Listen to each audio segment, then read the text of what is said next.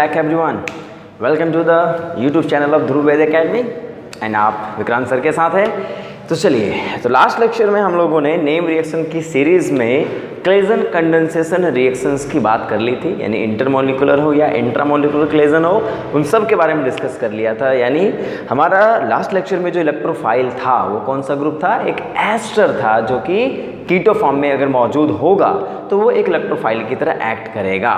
तो चलो बेटा, तो अभी तक हमने क्या किया, नेम रिएक्शंस की सीरीज़ में पहले इनोलेट बनाया, फिर इलेक्ट्रोफाइल को लाया। इलेक्ट्रोफाइल अभी तक 3 इस्तेमाल किए हैं। पहला अल्काइल हैलाइड था, फिर एल्डिहाइड और कीटोन था, और फिर एस्टर आ गया।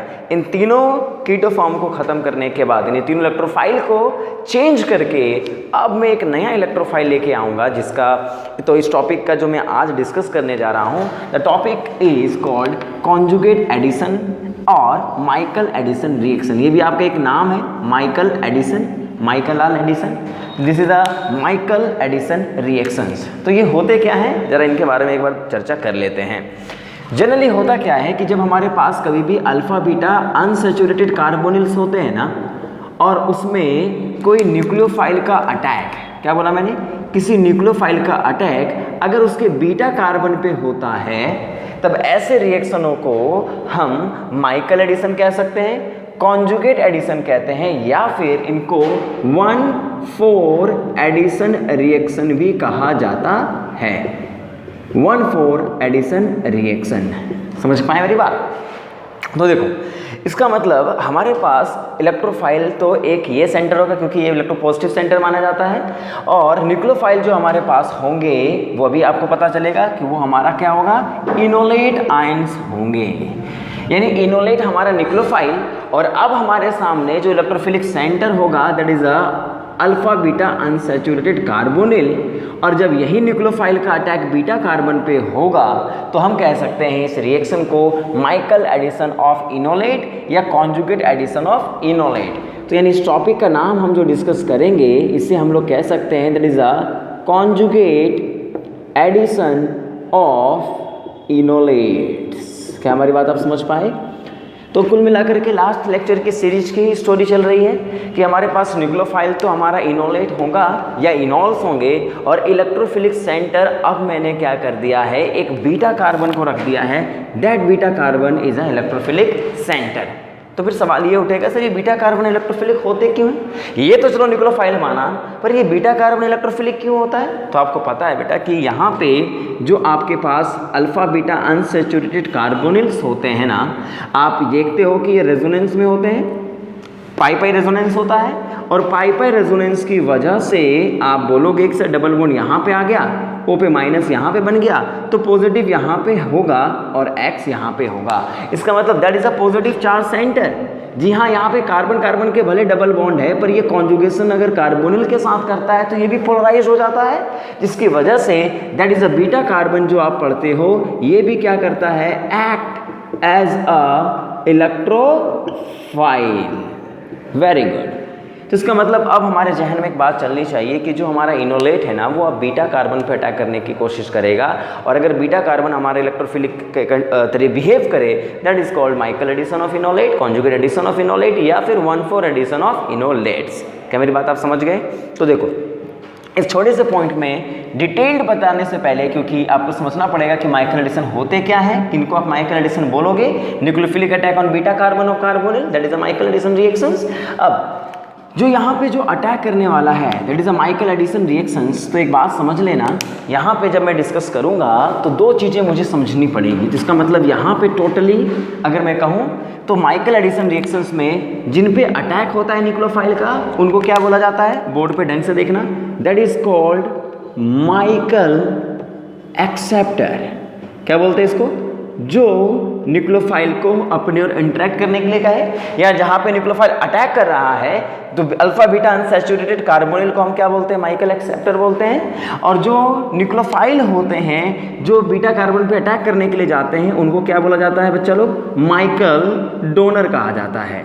तो इसका मतलब कॉन्जुगेट एडिशन रिएक्शन और माइकल एडिशन रिएक्शन और 1,4 addition reaction is the story of 1 Michael donor and one Michael acceptor. तो मेरी बात ढंग से समझ लेना कि बीटा कार्बन पे अटैक करने के लिए जो जाएगा that is called Michael donor, और जो एक्सेप्ट यानी बीटा कार्बन जो होंगे जिस कार्बोनिल सेंटर के, उन्हें माइकल एक्सेप्टर कहा जाता है।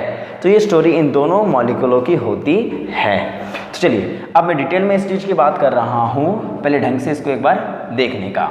मिटा दो इसको। चलो, तो माइकल डोनर और माइकल एक्सेप्टर यानी जो हमारा न्यूक्लियोफाइल है दैट आर माइकल डोनर और माइकल एक्सेप्टर की ये स्टोरी चलने वाली है।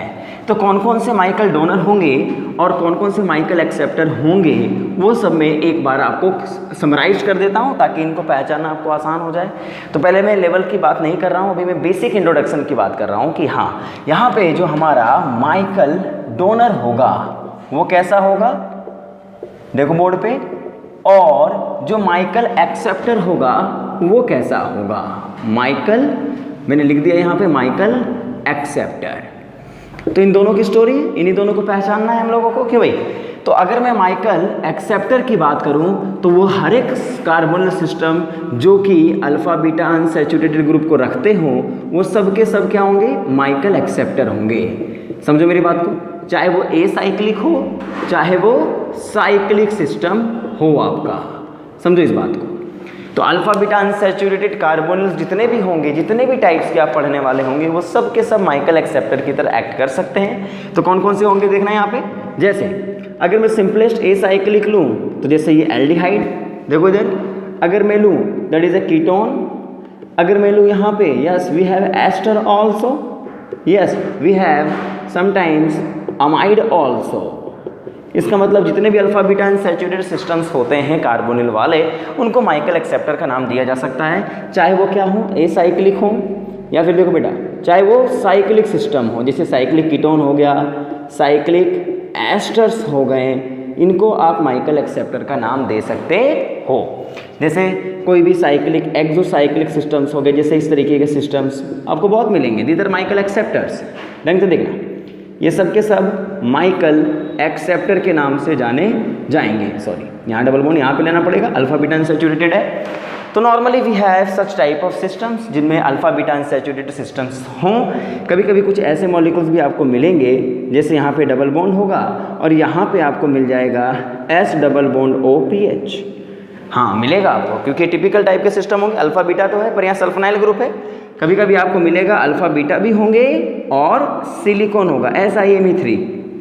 इस तरीके का माइकल एक्सेप्टर आपको मिल सकते हैं। तो डरने वाली कोई बात है ही नहीं, ये सब माइकल एक्सेप्टर हो सकते हैं। इनके अलावा दो और होते हैं जिसमें नाइट्रो ग्रुप भी आ सकता है, यानी NO2 ग्रुप को भी आप माइकल एक्सेप्टर कह सकते हो यदि उनके अल्फा बीटा कार्बन पे, क्योंकि जहाँ जहाँ बीटा पोलराइज हो सकता है कॉन्जुगेशन में ये पोलराइज हो सकता है तो इनको माइकल एक्सेप्टर का नाम दिया जा सकता है। जहाँ जहाँ बीटा एक अल्कीन कॉन्जुगेशन में आ जाती है मोल इलेक्ट्रोनेगेटिव सिस्टम के साथ, जैसे साइनाइड है, तो अल्फा बीटा अनसैचुरेटेड साइनाइड को भी हम माइकल एक्सेप्टर का नाम दे सकते हैं। इसका मतलब कार्बोनिल के अलावा बहुत सारे और भी मॉलिक्यूल्स होते हैं जिनको हम माइकल एक्सेप्टर कह सकते हैं। क्या मेरी बात आप समझ पा रहे हो? यानी अल्फा बीटा अनसैचुरेटेड सिस्टम्स को आप माइकल एक्सेप्टर का नाम दे सकते हो, कोई है ही नहीं इसमें। सिमिलरली माइकल डोनर का मतलब क्या हुआ, जो इलेक्ट्रॉन डोनेट करने के लिए जाए।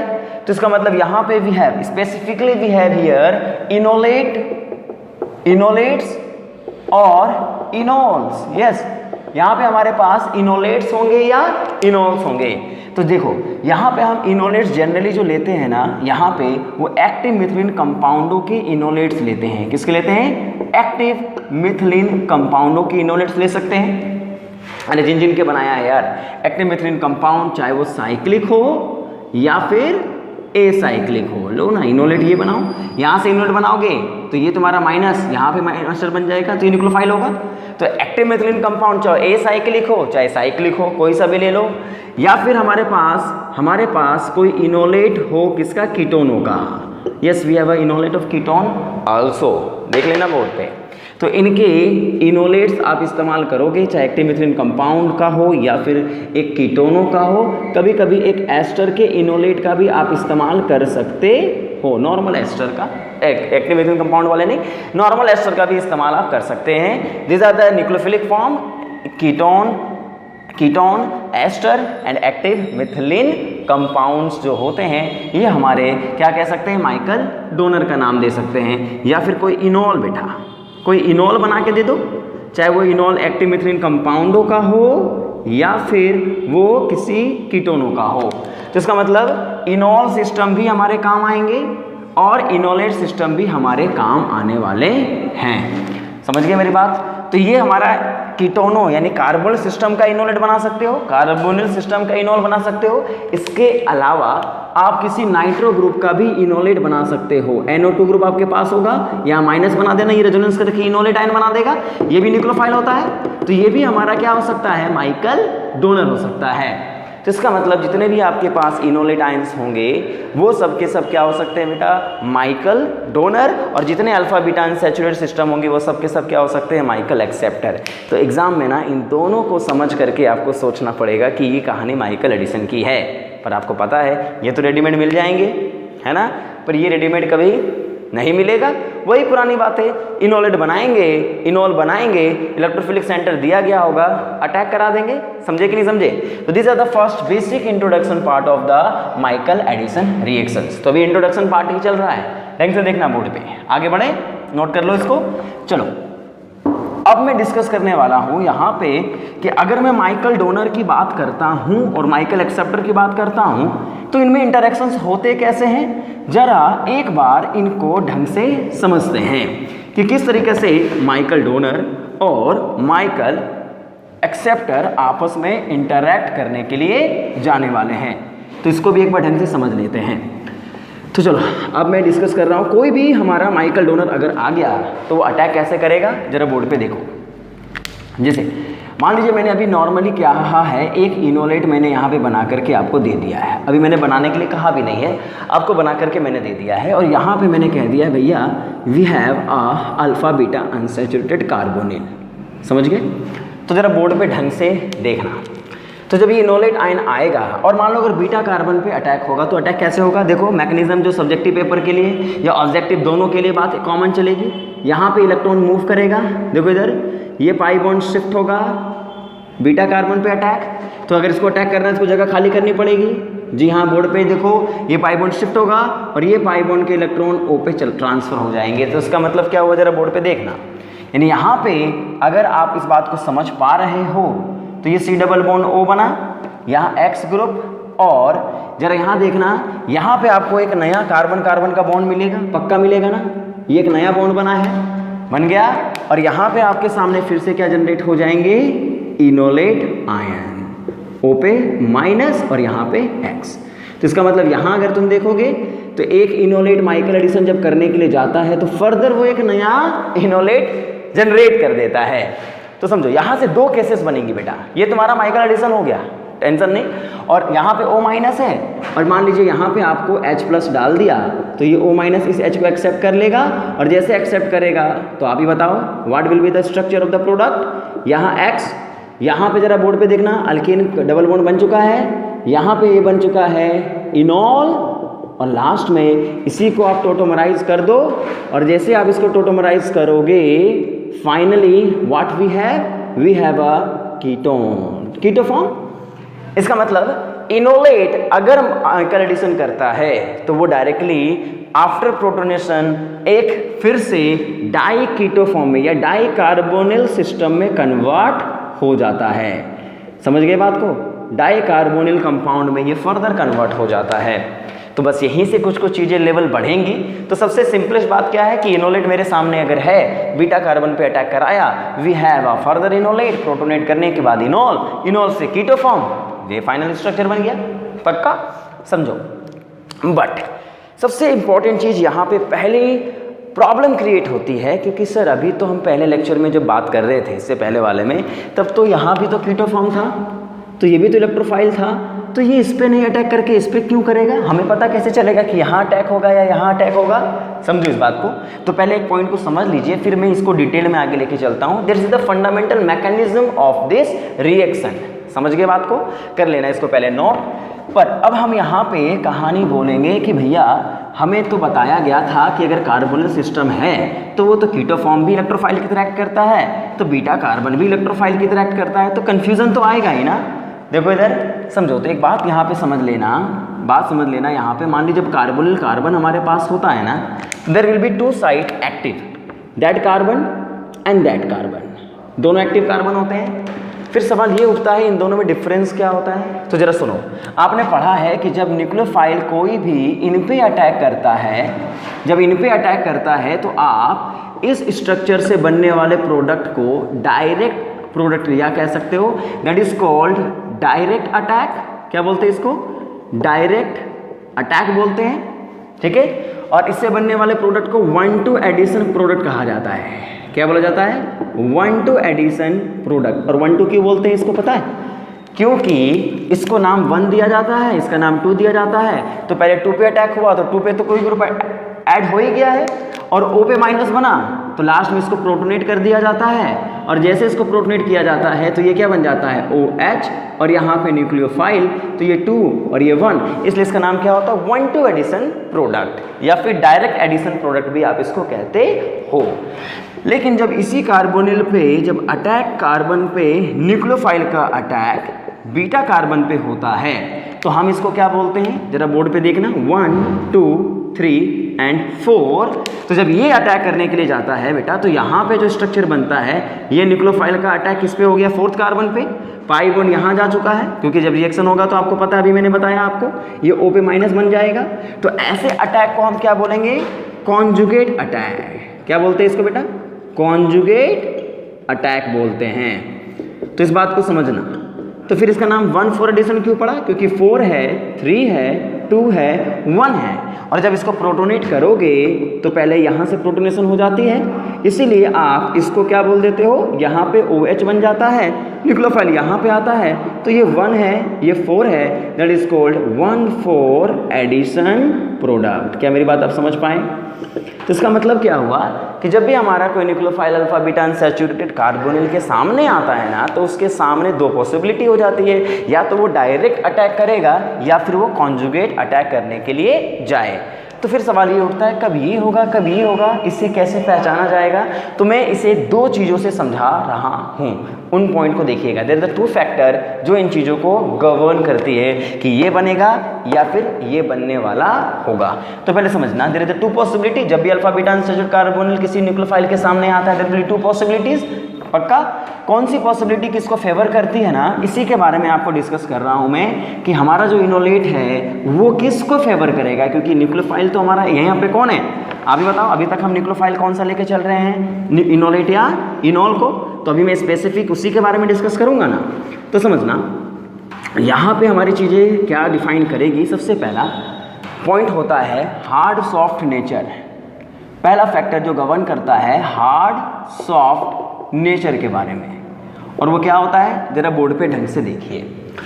यानी अगर मान लीजिए मेरे पास एक कार्बोनिल सिस्टम दिया गया है, और यहाँ पे मुझे कहा गया है कि इस कार्बन में दोनों इलेक्ट्रोफिलिक कार्बन होते हैं। मानते हो इस बात को?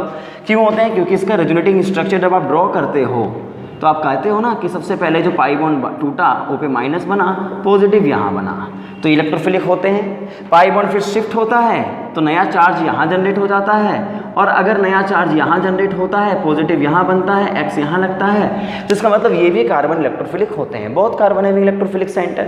तो फिर सवाल ये उठता है अगर दोनों पे पॉजिटिव चार्ज है तो किस कार्बन पे ज़्यादा पॉजिटिव चार्ज है, इस पे या इस पे? तो फिर यही कहानी किसको रिप्रेजेंट करती है बताओ?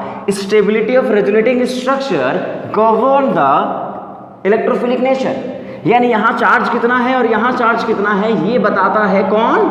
इसके रेजोनेटिंग स्ट्रक्चर की स्टेबिलिटी। तो बताओ इन दोनों स्ट्रक्चरों में कौन सा स्ट्रक्चर ज़्यादा स्टेबल है? तो आपको पता है बेटा, जब भी हम RS की बात करते हैं तो सबसे पहले चार्ज देखते हैं, तो ये सबसे ज़्यादा स्टेबल है, मिनिमम चार्ज मोर स्टेबल। फिर चार्ज सेपरेशन की बात करते हैं या चार्ज लोकेशन की बात करते हैं, लोकेशन तो O पे माइनस है, कार्बन में प्लस है, चार्ज लोकेशन इज सेम। फिर चार्ज सेपरेशन की बात करें तो यहाँ सेपरेशन कम, यहाँ सेपरेशन ज़्यादा, और ऑपोजिट चार्ज जितना मिनिमम डिस्टेंस पे हो वो सबसे ज़्यादा स्टेबल होते हैं। इसका मतलब ये जो स्ट्रक्चर है ये थोड़ा मोर स्टेबल RS माना जाएगा, ये मोर स्टेबल RS है, और ये क्या है बेटा? लेस स्टेबल RS माना जाता है। तो मोर स्टेबल और लेस स्टेबल आरएस में डिफरेंस क्या हो जाता है फिर? अगर ये लेस स्टेबल आरएस है तो इस कार्बन पे बनने वाला पॉजिटिव चार्ज का यानी इसका कंट्रीब्यूशन रेजोनेंस हाइब्रिड में कम होगा, इसका कंट्रीब्यूशन रेजोनेंस हाइब्रिड में ज़्यादा होगा। तो इन दोनों कंपैरिजन में अगर आपसे कोई पूछेगा तो आप क्या बोलोगे? देखो इधर बोर्ड पे, यहाँ पे इसका हाइब्रिड बनाओगे तो डबल बॉन्ड यहाँ पे कभी टूटा है, कभी बना है, कभी टूटा है, यही तो होता है। माइनस चार्ज यहाँ पे आ रहा है और पॉजिटिव चार्ज कभी यहाँ पे आया है, कभी यहाँ पे आया है। तो तुम ही बताओ ना, इन दोनों में कंट्रीब्यूशन किसका ज़्यादा? इसका ज़्यादा, यानी इस पे चार्ज डेंसिटी ज़्यादा होगी और इस पे चार्ज डेंसिटी कम होगी। इसका मतलब हुआ क्या? That centre will be hard centre के रूप में काउंट होगा कंपैरिजन किया जाए तो, और ये सेंटर क्या बन जाएगा बेटा? सॉफ्ट सेंटर के रूप में काउंट होगा, जिसपे चार्ज डेंसिटी कम। क्यों कम? क्योंकि इसका कंट्रीब्यूशन कम, इसकी स्टेबिलिटी कम है, इसलिए यहाँ पे कम चार्ज देर तक ठहरेंगे। और इसका मतलब चार्ज डेंसिटी जहाँ कम होती है वो सेंटर सॉफ्ट बन जाता है, जहाँ चार्ज डेंसिटी ज़्यादा होती है वहाँ सेंटर हार्ड बन जाता है। इसका मतलब एक ही बात समझ लो कि यहाँ अगर मेरा न्यूक्लियोफाइल जो हुआ वो अगर सॉफ्ट का सेंटर का है तो वो यहाँ अटैक करना पसंद करेगा, अगर वो हार्ड सेंटर का होता है तो आप क्या बोलते हो? यहाँ अटैक करना पड़ेगा। हार्ड इंटरेक्शन और soft interaction is better interactions. तो इसका मतलब अगर न्यूक्लियोफाइल हमारा सॉफ्ट है तो वो यहाँ अटैक करेगा, हार्ड है तो यहाँ अटैक करने वाला होता है। तो समझो इस बात को। तो हमारा जो इनोलेट आयन है, जो हमारा सी कार्बन होता है, ये कार्बन क्या होता है बच्चा? सॉफ्ट कार्बन होता है। तो इसका मतलब इसीलिए जब हम इनोलेट की बात करते हैं कार्बन कार्बन का इंटरेक्शन, तो सॉफ्ट का इंटरेक्शन फास्ट होता है, इसलिए इनका अटैक फास्ट होगा। तो फिर तुम बोलोगे सर ओ का अटैक करवा देते हार्ड के साथ, अबे ये अटैक करेगा तो लिविंग ग्रुप भी ओ ही बन जाता है, इसलिए इसका अटैक करना कोई काम का हमारे लिए नहीं होता है यहाँ पे। इसलिए अटैक हमारा सीसी का अटैक ही माना जाता है। Soft interaction is better interactions. तो एक पहला रीजन होता है कि जब इनोलेट आयन किसी भी अल्फा बीटा अनसैचुरेटेड सिस्टमों के सामने जाते हैं और दो सेंटर अगर उसके पास आ जाते हैं तो वो बीटा कार्बन को चूज करता है, क्योंकि वो सेंटर सॉफ्ट है, वहाँ अटैक करना इसके लिए परफेक्ट होगा। तो हार्ड सॉफ्ट इंटरेक्शंस की वजह से हमारा पहला रीजन होता है कि क्यों बीटा कार्बन पे अटैक हो रहा है। पक्का समझ गए? दूसरी बात देखो इधर समझो, दूसरी बात यहाँ पे हमारे को कहा जाता है स्टेरिक रीजन। एक तो hard soft interactions is the reason for the beta attack and the second is called steric reason. और स्टेरिक रीजन का मतलब क्या हुआ कि जो हमारा डायरेक्ट प्रोडक्ट बनता है ना वो थोड़ा स्टेरिकली क्राउडेड सिस्टम बन जाता है relative to the beta carbon. इसलिए मान लीजिए मेरे पास एक कार्बन सिस्टम दिया गया है, यहाँ X है, और यहाँ मैं किसके बारे में डिस्कस कर रहा हूँ कि स्टेरिक प्रॉब्लम। स्टेरिक प्रॉब्लम की वजह से या स्टेरिक इफेक्ट आप कह सकते हो, जैसे वहाँ पे तुम्हारा कौन सा इफेक्ट था? हार्ड सॉफ्ट इफेक्ट इंटरेक्शंस की वजह से बीटा कार्बन पे अटैक हुआ था। अगर मान लीजिए मेरा इनोलेट मेरे सामने दिया गया है और इसका अटैक अगर बीटा कार्बन से यहाँ पे हुआ, दैट इज अ 1-2 अटैक। पक्का ना? That is a direct attack. और अगर डायरेक्ट अटैक होगा तो एक बात बताओ, यहाँ O पे माइनस आ जाएगा, ये कार्बन यहाँ अटैक करेगा, और जब ये कार्बन अटैक करेगा तो इस सिस्टमों में इस कार्बन पे आप देख सकते हैं ये स्टेरिकली बोला जाता है, क्राउडिंग बन जाता है, स्टेरिकली हिंडर्ड सिस्टम के रूप में काउंट हो जाता है। और इससे क्या होता है, ये रिवर्सिबल नेचर का ज़्यादा बनने की कोशिश करता है। रिवर्सिबल यानी यहाँ पे एक कार्बन और लगेगा, समझना इस बात को। यानी इसलिए ये क्या होते हैं, रिवर्सिबल चीज़ों को फेवर कर देता है। ये वापस आता है और ये वापस अटैक करके दोबारा से इसी फॉर्म में चले जाते हैं कि जब 1-2 अटैक होता है ये स्टेरिकली क्राउडेड है। और अगर मेरे सामने यही अटैक बीटा कार्बन पे अगर हो, किस पे हो? बीटा कार्बन पे अगर हो तो इसे कहा जाता है ये लेस स्टेरिकली होता है। और लेस स्टेरिकली होने का रीज़न क्या हुआ बताओ? यहाँ O- यहाँ X है, ये इस कार्बन पे अटैक किया और यहाँ पे आप देख सकते हैं कि यहाँ पे इंटरेक्शंस जो होगी, ये इंटरेक्शंस यहाँ जो बॉन्ड बना है ये स्टेरिकली क्राउडेड नहीं होता। यानी यहाँ मतलब ये लेस स्टेरिकली हिंडर्ड होता है। क्या होता है? Less sterically hindered. समझे कि नहीं समझे? तो लेस स्टेरिकली हिंडर्ड हो तो इसका मतलब ये रिवर्सिबल प्रोसेस को नहीं अंजाम देते, ये इसी फॉर्म में रुक जाते हैं। तो ये रिवर्सिबल है तो अगर ये इधर की ओर अटैक करे तो ये फाइनल में कन्वर्ट हो जाता है। तो मान लो अगर कंजुगेट अटैक होता, डायरेक्ट अटैक होता भी है तो ये वापस से जल्दी से रिवर्स हो जाते हैं और सबके सब इसमें कन्वर्ट हो जाते हैं। इसलिए याद रखना जो 1,4 एडिशन होता है ना, उनको थर्मोडायनेमिक प्रोडक्ट कहा जाता है। क्या बोला जाता है इनको? Thermodynamic product. क्या मेरी बात आप समझ पाए हो? यानी this is called thermodynamic product. तो ये आप क्लेडन के चैप्टर में पढ़ सकते हैं, कॉन्जुगेट एडिशन ऑफ इनोलेट का चैप्टर है, वहाँ पे आप इस कंसेप्ट को समझ सकते हैं। ये जो दोनों बातें मैंने आपको बताई हैं वो दोनों कंसेप्ट मैंने क्लेडन के किताब से ही आपको समझाया है। तो एक रेफरेंस बुक आप उसी को मान लीजिएगा फिलहाल, है ना। तो चलिए, मैं अभी डिटेल आने से पहले मैंने आपको बेसिक बातें ही बताई हैं कि जो हमारा इनोलेट है वो अगर बीटा कार्बन पे अटैक करेगा that is a Michael addition. फिर कहानी उठ जाएगी इनोलेट कैसे होते हैं, बीटा कार्बन पे अटैक करने वाले सिस्टम कौन से हैं, वो माइकल एक्सेप्टर कौन, माइकल डोनर कौन, मैंने आपको समझा दिया। देन आफ्टर में आया कि मैकेनिज्म होती क्या है वो समझा दिया आप लोगों को। अब बात मैं कर रहा था कि जब भी एक न्यूक्लियोफाइल किसी अल्फा बीटा पे आता है तो वहाँ दो पॉसिबिलिटी हो जाती हैं कि डायरेक्ट अटैक करेगा या कॉन्जुगेट अटैक करेगा। तो हमारा इनोलेट जनरली क्या अटैक करेगा बेटा, याद रखना, वो हमेशा डायरेक्ट अटैक के फेवर में रहता है, सॉरी कॉन्जुगेट अटैक के फेवर में रहता है। डायरेक्ट अटैक रिवर्सिबल होते हैं, ये बात आपको ध्यान में रखनी पड़ेगी। रख लोगे? चलो, तो अभी तक मैंने आपको केवल बताया है कि भैया कॉन्जुगेट एडिशन होते क्या हैं, कौन कौन से लोग इसमें पार्टिसिपेट करते हैं, और अगर पार्टिसिपेट करते हैं तो अटैक करते वक्त लफड़ा क्या हो सकता है। क्या मेरी बात आप समझ पाए हो? पक्का समझ गए ना? चलिए, वेरी गुड। तो ये सब चीज़ें आपके ध्यान में होनी चाहिए, सवाल भी चलने चाहिए थोड़े बहुत, और उसका जवाब भी थोड़े बहुत मिल जाने चाहिए। चलिए, कन्फ्यूज़न क्रिएट नहीं करेंगे ज़्यादा, बहुत सारा कन्फ्यूज़न होता है ऑर्गेनिक में, पर थोड़ा स्ट्रेट फॉरवर्ड इसको लेकर के चलने की कोशिश करेंगे। तो अब मैं क्या करने वाला हूँ, ज़रा बोर्ड पे एक बार ढंग से देखिएगा।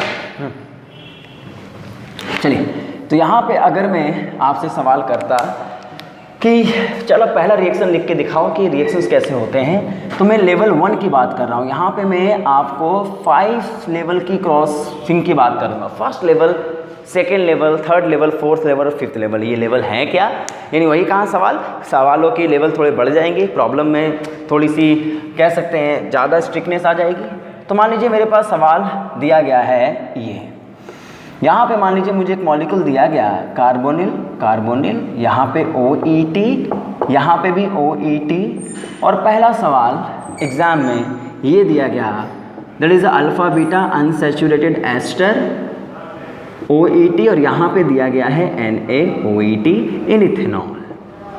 बोर्ड पे ढंग से देख लेना, कोई बोलने नहीं आएगा एग्जाम में कि बेटा ये माइकल एडिशन का सवाल है, ये तुम्हें खुद सोचना पड़ेगा रिएक्टेंट को देख करके। तो ज़रा बोर्ड पे देखना, जब भी एग्जाम में तुम बैठे हो और तुम्हें अल्फ़ा बीटा अनसैचुरेटेड कार्बोनिल दिखने लगे ना, तो यहाँ पे सवाल माइकल एडिशन का हो सकता है, यानी इसको मैं MA लिख देता हूँ, माइकल एडिशन का सवाल ये हो सकता है। और इस पे डिपेंड करेगा हमारा न्यूक्लियोफाइल है क्या, बिल्कुल है, क्योंकि ये भले कीटो फॉर्म में है लेकिन आपको पता है यहाँ क्या दिया हुआ है NaOET, जिसका काम क्या है बेटा, एज अ बेस, और अगर ये बेस का रोल प्ले करेगा तो H को तो पक्का लेके आएगा ये। तो इसका मतलब ये इनोलेट और ये बीटा कार्बन पे attack, yes this is the conjugate addition reaction. तो मैकेनिज्म क्या करनी है, सबसे पहला बेस का अटैक होगा, OET माइनस आया, इसने H पे अटैक किया, इनोलेट फॉर्म किया। कोई तो अभी तो इसी चीज़ को हम लोग सीखते आ रहे थे, तो मैं ज़रा इनोलेट को कुछ इस तरीके से बना दूँ क्या, चलो अभी तो नॉर्मल तरीके से बता देता हूँ। We have a enolate ion, ओहो OET यहाँ पे आ गया, यहाँ कार्बोनिल आ गया, यहाँ पे OET आ गया, कोई लफड़ा है ही नहीं। यहाँ पे हमारे पास अल्फा बीटा अनसैचुरेटेड सिस्टम है, जरा बोर्ड पे देखना। तो यहाँ पे OET अगर लगा हुआ है तो जरा बोर्ड पे देखो, यहाँ पे ये माइनस अटैक किया। अब बताओ बीटा कार्बन पे अटैक होना पॉसिबिलिटी ज़्यादा होगी, सॉफ्ट सेंटर ज़्यादा है, अटैक हुआ, बॉन्ड शिफ्ट हुए, और जैसे बॉन्ड शिफ्ट हुए what will be the structure of the product, जरा देखो इधर, ये दोबारा से अपने कीटो फॉर्म में आया, दोबारा अपने कीटो फॉर्म में था। ये देखो ना, कुछ नहीं किया है मैंने, बस तुम्हें पता था पहले वाले सिस्टम में मैंने मिथाइल आयोडाइड लगा दिया था तो अल्काइलेशन बन गया था, एल्डिहाइड लगा दिया तो नोवेंजल बन गया था, बस बीटा कार्बन तो ले आया हूँ मैं, कुछ तो चेंज किया नहीं। बस यहाँ पे तुम्हें थोड़ा सा प्रॉब्लम ये होगा कि जब इस पर अटैक होगा, नया कार्बन का बॉन्ड बना होगा, यहाँ देखो इनोलेट बने होंगे, O पे माइनस आया होगा, यहाँ क्या बन गया होगा, OET बन गया होगा। अब क्योंकि यहाँ पे कुछ नहीं है तो इथेनॉल है, या जिस बेस में प्रोटॉन लिया था उस बेस से वापस इसका प्रोटॉन मांग लो, ये क्या बनाएगा H, और जैसे ही H बनाएगा तो इस किस में कन्वर्ट हो जाएगा बेटा, इनॉल में हो जाएगा ना पक्का। तो बेस ने प्रोटॉन इसको दे दिया है तो ये क्या बन गया, इनॉल, और यही इनॉल फर्दर कन्वर्ट हो जाएगा किस फॉर्म में, अपने कीटो फॉर्म में। तो मुझे बताओ क्या स्ट्रक्चर बना होगा प्रोडक्ट का, that is the structure OET, यहाँ पे OET, और इसी को तुम अगर देखोगे तो क्या बना होगा यहाँ पे, ये कार्बन। अगर कभी गलती से प्रॉब्लम आए प्लीज़ तो यहाँ पे इसको नंबरिंग से करना प्रोडक्ट बनाना बेटा, क्योंकि हो सकता है तुम कार्बन एटम्स को भूल जाओ, इसलिए कार्बन एटम्स को समझाने के लिए आप यहाँ पे नंबरिंग कर सकते हैं। तो देखो यहाँ 1 2 3 4 पे क्या बना हुआ है, एक तरफ OH था, इसी को कीटो फॉर्म में ले आओ, है ना, और यहाँ क्या बना दो OET। क्या मेरी बात आप समझ पाए हो? तो वी हैव यहाँ पे इसमें कितने कार्बन थे, 1 2 3 थे ना, तो 1 2 3 अटैच हो गए यहाँ पे। तो this is the Michael addition reaction. Simple है ना। इनोलेट आपका माइकल डोनर बन गया, बीटा कार्बन एक्सेप्टर बन गया, दोनों के बीच में इंटरेक्शंस हो गई, उसके बाद इसको प्रोटोनेट करके आप ये बना दिए हो। समझे कि नहीं समझे? तो लेवल 1 में भी है माइकल डोनर आपको मिलेगा, बेस दिया होगा, इनोलेट बनाना है, अटैक कराना है, सिंपल है। अब इसी में अगर मैं आगे बढ़ता हूँ, चलो यहाँ तक तो माइकल डोनर का काम हो गया, माइकल एक्सेप्टर का काम हो गया, यानी माइकल एडिशन खत्म हो गए। लेकिन आपको पता है अगर यहीं पे आपसे एक सवाल आपसे पूछ दिया जाता कि जरा NOET डाल करके या NOH डाल दिया है तो फिर क्या होगा? तुम ही बताओ बेटा क्या करना है यहाँ पे। तो अगर यहाँ पे आप NaOH का इस्तेमाल कर लेते हो, किसका मैंने बताया, सोडियम हाइड्रोक्साइड का इस्तेमाल कर लोगे तो क्या होगा जरा बताओ। सोडियम हाइड्रोक्साइड करते ही व्हाट विल हैपन, ये एस्टर एसिड में कन्वर्ट, ये भी एसिड में कन्वर्ट, ये भी एसिड में कन्वर्ट, सारे के सारे हाइड्रोलाइज हो जाते हैं कि नहीं? पक्का। पर आपको पता है NOH के प्रेजेंस में ये O- के फॉर्म में रहेंगे। जब तुम HCl डालोगे और हीट करोगे, HCl डालोगे तब ये प्रोटोनेट होंगे। फिर अगर हीट कर दिया तो हीट करने से क्या हो जाएगा, डिकार्बोक्सिलेशन, बीटा कीटो एसिड खत्म। तो ये बीटा कीटो एसिड है, देखो अल्फा ये बीटा, ये अल्फा बीटा, इसको CO2 बन के बाहर निकाल सकते हो कि नहीं? निकाल सकते हो। इसको निकालोगे क्या? नहीं। इसका मतलब हमारे सामने देखो, क्योंकि यहाँ तक तो माइकल एडिशन खत्म हो गया है, इसमें तो कोई लफड़ा है नहीं, लेकिन हो सकता है एग्जाम में आपको ये दे दे। और इस तरीके की चीज़ों के लिए तो हम बहुत दिनों से तैयार हो चुके हैं। यहाँ एसिड है और यहाँ भी एसिड है, थोड़ा रुक जाना, देखना कि अगर हीट करने के बाद डाइकार्बोक्सिलिक बने हैं, और फिर प्रोडक्ट चेक करना। क्या चेक करना? प्रोडक्ट। ऑप्शन में अगर यहाँ से भी, क्योंकि आपको पता है डाइकार्बोक्सिलिक एसिड होते हैं तो ये -H2 एनहाइड्राइड में कन्वर्ट हो जाते हैं, यहाँ से वाटर निकल जाता है। और ये कब कन्वर्ट होते हैं? जब रिंग स्टेबल बने। तो 1 2 3 4 5 और ये 6, तो वी हैव 6 मेंबर्ड रिंग अगर बने तो ये एक साइक्लिक एनहाइड्राइड में कन्वर्ट हो जाएंगे कि नहीं हो जाएंगे बताओ? यानी यहाँ पे अगर आप देखोगे, जी हाँ ये एनहाइड्राइड में कन्वर्ट हो सकते हैं। तो रुकना, डरना नहीं, स्टेप वाइज चलने का। यहाँ पे आप माइकल एडिशन करवा चुके हो, कोई दिक्कत नहीं आनी चाहिए। फिर रुकना, हाइड्रोलिसिस आपको पता है ना, डिकम्पोजिशन भी आपको पता है, यहाँ तक आप पहुँच जाओगे। और अगर एग्जाम में आप यहाँ बैठे हो और ये प्रोडक्ट आपको मिला है, लेकिन उसने एनहाइड्राइड के प्रोडक्ट दे रखे हैं, तो इसका मतलब क्या हुआ, हीटिंग कंडीशन में ये साइक्लाइक क्या बन जाते हैं, वाटर मॉलिक्यूल निकल जाता है। यानी ये भी आपस में क्या हो सकते हैं बेटा, वाटर मॉलिक्यूल कंडेंस हो सकते हैं। तो एक क्या कह सकते हो आप, एक एसिडिक कंडीशन में हीटिंग इफेक्ट में डाइकार्बोक्सिलिक एसिड एनहाइड्राइड में कन्वर्ट हो सकते हैं। तो दोनों ऑप्शन नहीं होंगे एग्जाम में, चाहे तो ये दिया होगा या तो ये दिया होगा। ये दिया हुआ तो इसका मतलब ठीक है आप इसको यहीं तक खत्म कर लोगे, लेकिन रुकना, चारों ऑप्शन को देखना। अगर एनहाइड्राइड दिया है तो ये मोस्ट एप्रोप्रिएट आंसर होगा, क्योंकि एसिडिक कंडीशन में डिहाइड्रेशन हो जाते हैं अगर रिंग स्टेबल बने तो लेवल 1 में मैंने आपको बस सिखाया है कि माइकल एडिशन करना कैसे है। और अगर माइकल एडिशन कर दिया तो फाइनली प्रोडक्ट जो हमारा बनेगा वो प्रोडक्ट को हाइड्रोलाइज करके डिकम्पोजिशन करा करके क्या एनहाइड्राइड बनाया जा सकता है? तो बिल्कुल बनाया जा सकता है, इसमें कोई दोहमत नहीं है। तो चलिए अब मैं कुछ एग्जाम्पल आपको दे रहा हूँ, उन एग्जाम्पलों को आप थोड़ा ढंग से करने की कोशिश करेंगे। जैसे कुछ एग्जाम्पल मैं आप लोगों के लिए लेके आया हूँ, ये सारे एग्जाम्पल क्लेडन के बुक के ही हैं, थोड़े टिपिकल। शुरुआत तो लेवल 1 से ही कर रहा हूँ मैं, इसलिए इनको तो आप आसानी से कर सकते हैं, इनमें कोई लफड़ा नहीं होगा। जैसे अगर मान लीजिए लेवल 1 की बात की जाए और आपको मैंने ये क्वेश्चन दे दिया है, जी हाँ यहाँ पे we have a ester group and although we have another ester like that, C double bond O, OET, और यहाँ पे है सोडियम इथो ऑक्साइड। क्या करने वाले होंगे आप बताओ? अगर इस रिएक्शंस की ओर आप आगे बढ़ रहे हो तो दिमाग में चलेगा, कोई बोलने तो आएगा नहीं आपको कि यहाँ पे इनोलेट बनाने का। यहाँ पे आपको समझना पड़ेगा अल्फा बीटा अनसैचुरेटेड एस्टर्स हैं ये माइकल क्या हो गया बेटा, एक्सेप्टर हो गया, क्यों भाई? और ये क्या हो गया, माइकल डोनर। तो इसका मतलब बेसिक कंडीशन डाला है, तो इसका मतलब यहाँ पे तुरंत क्या करोगे जरा बताओ, इनोलेट बनेंगे।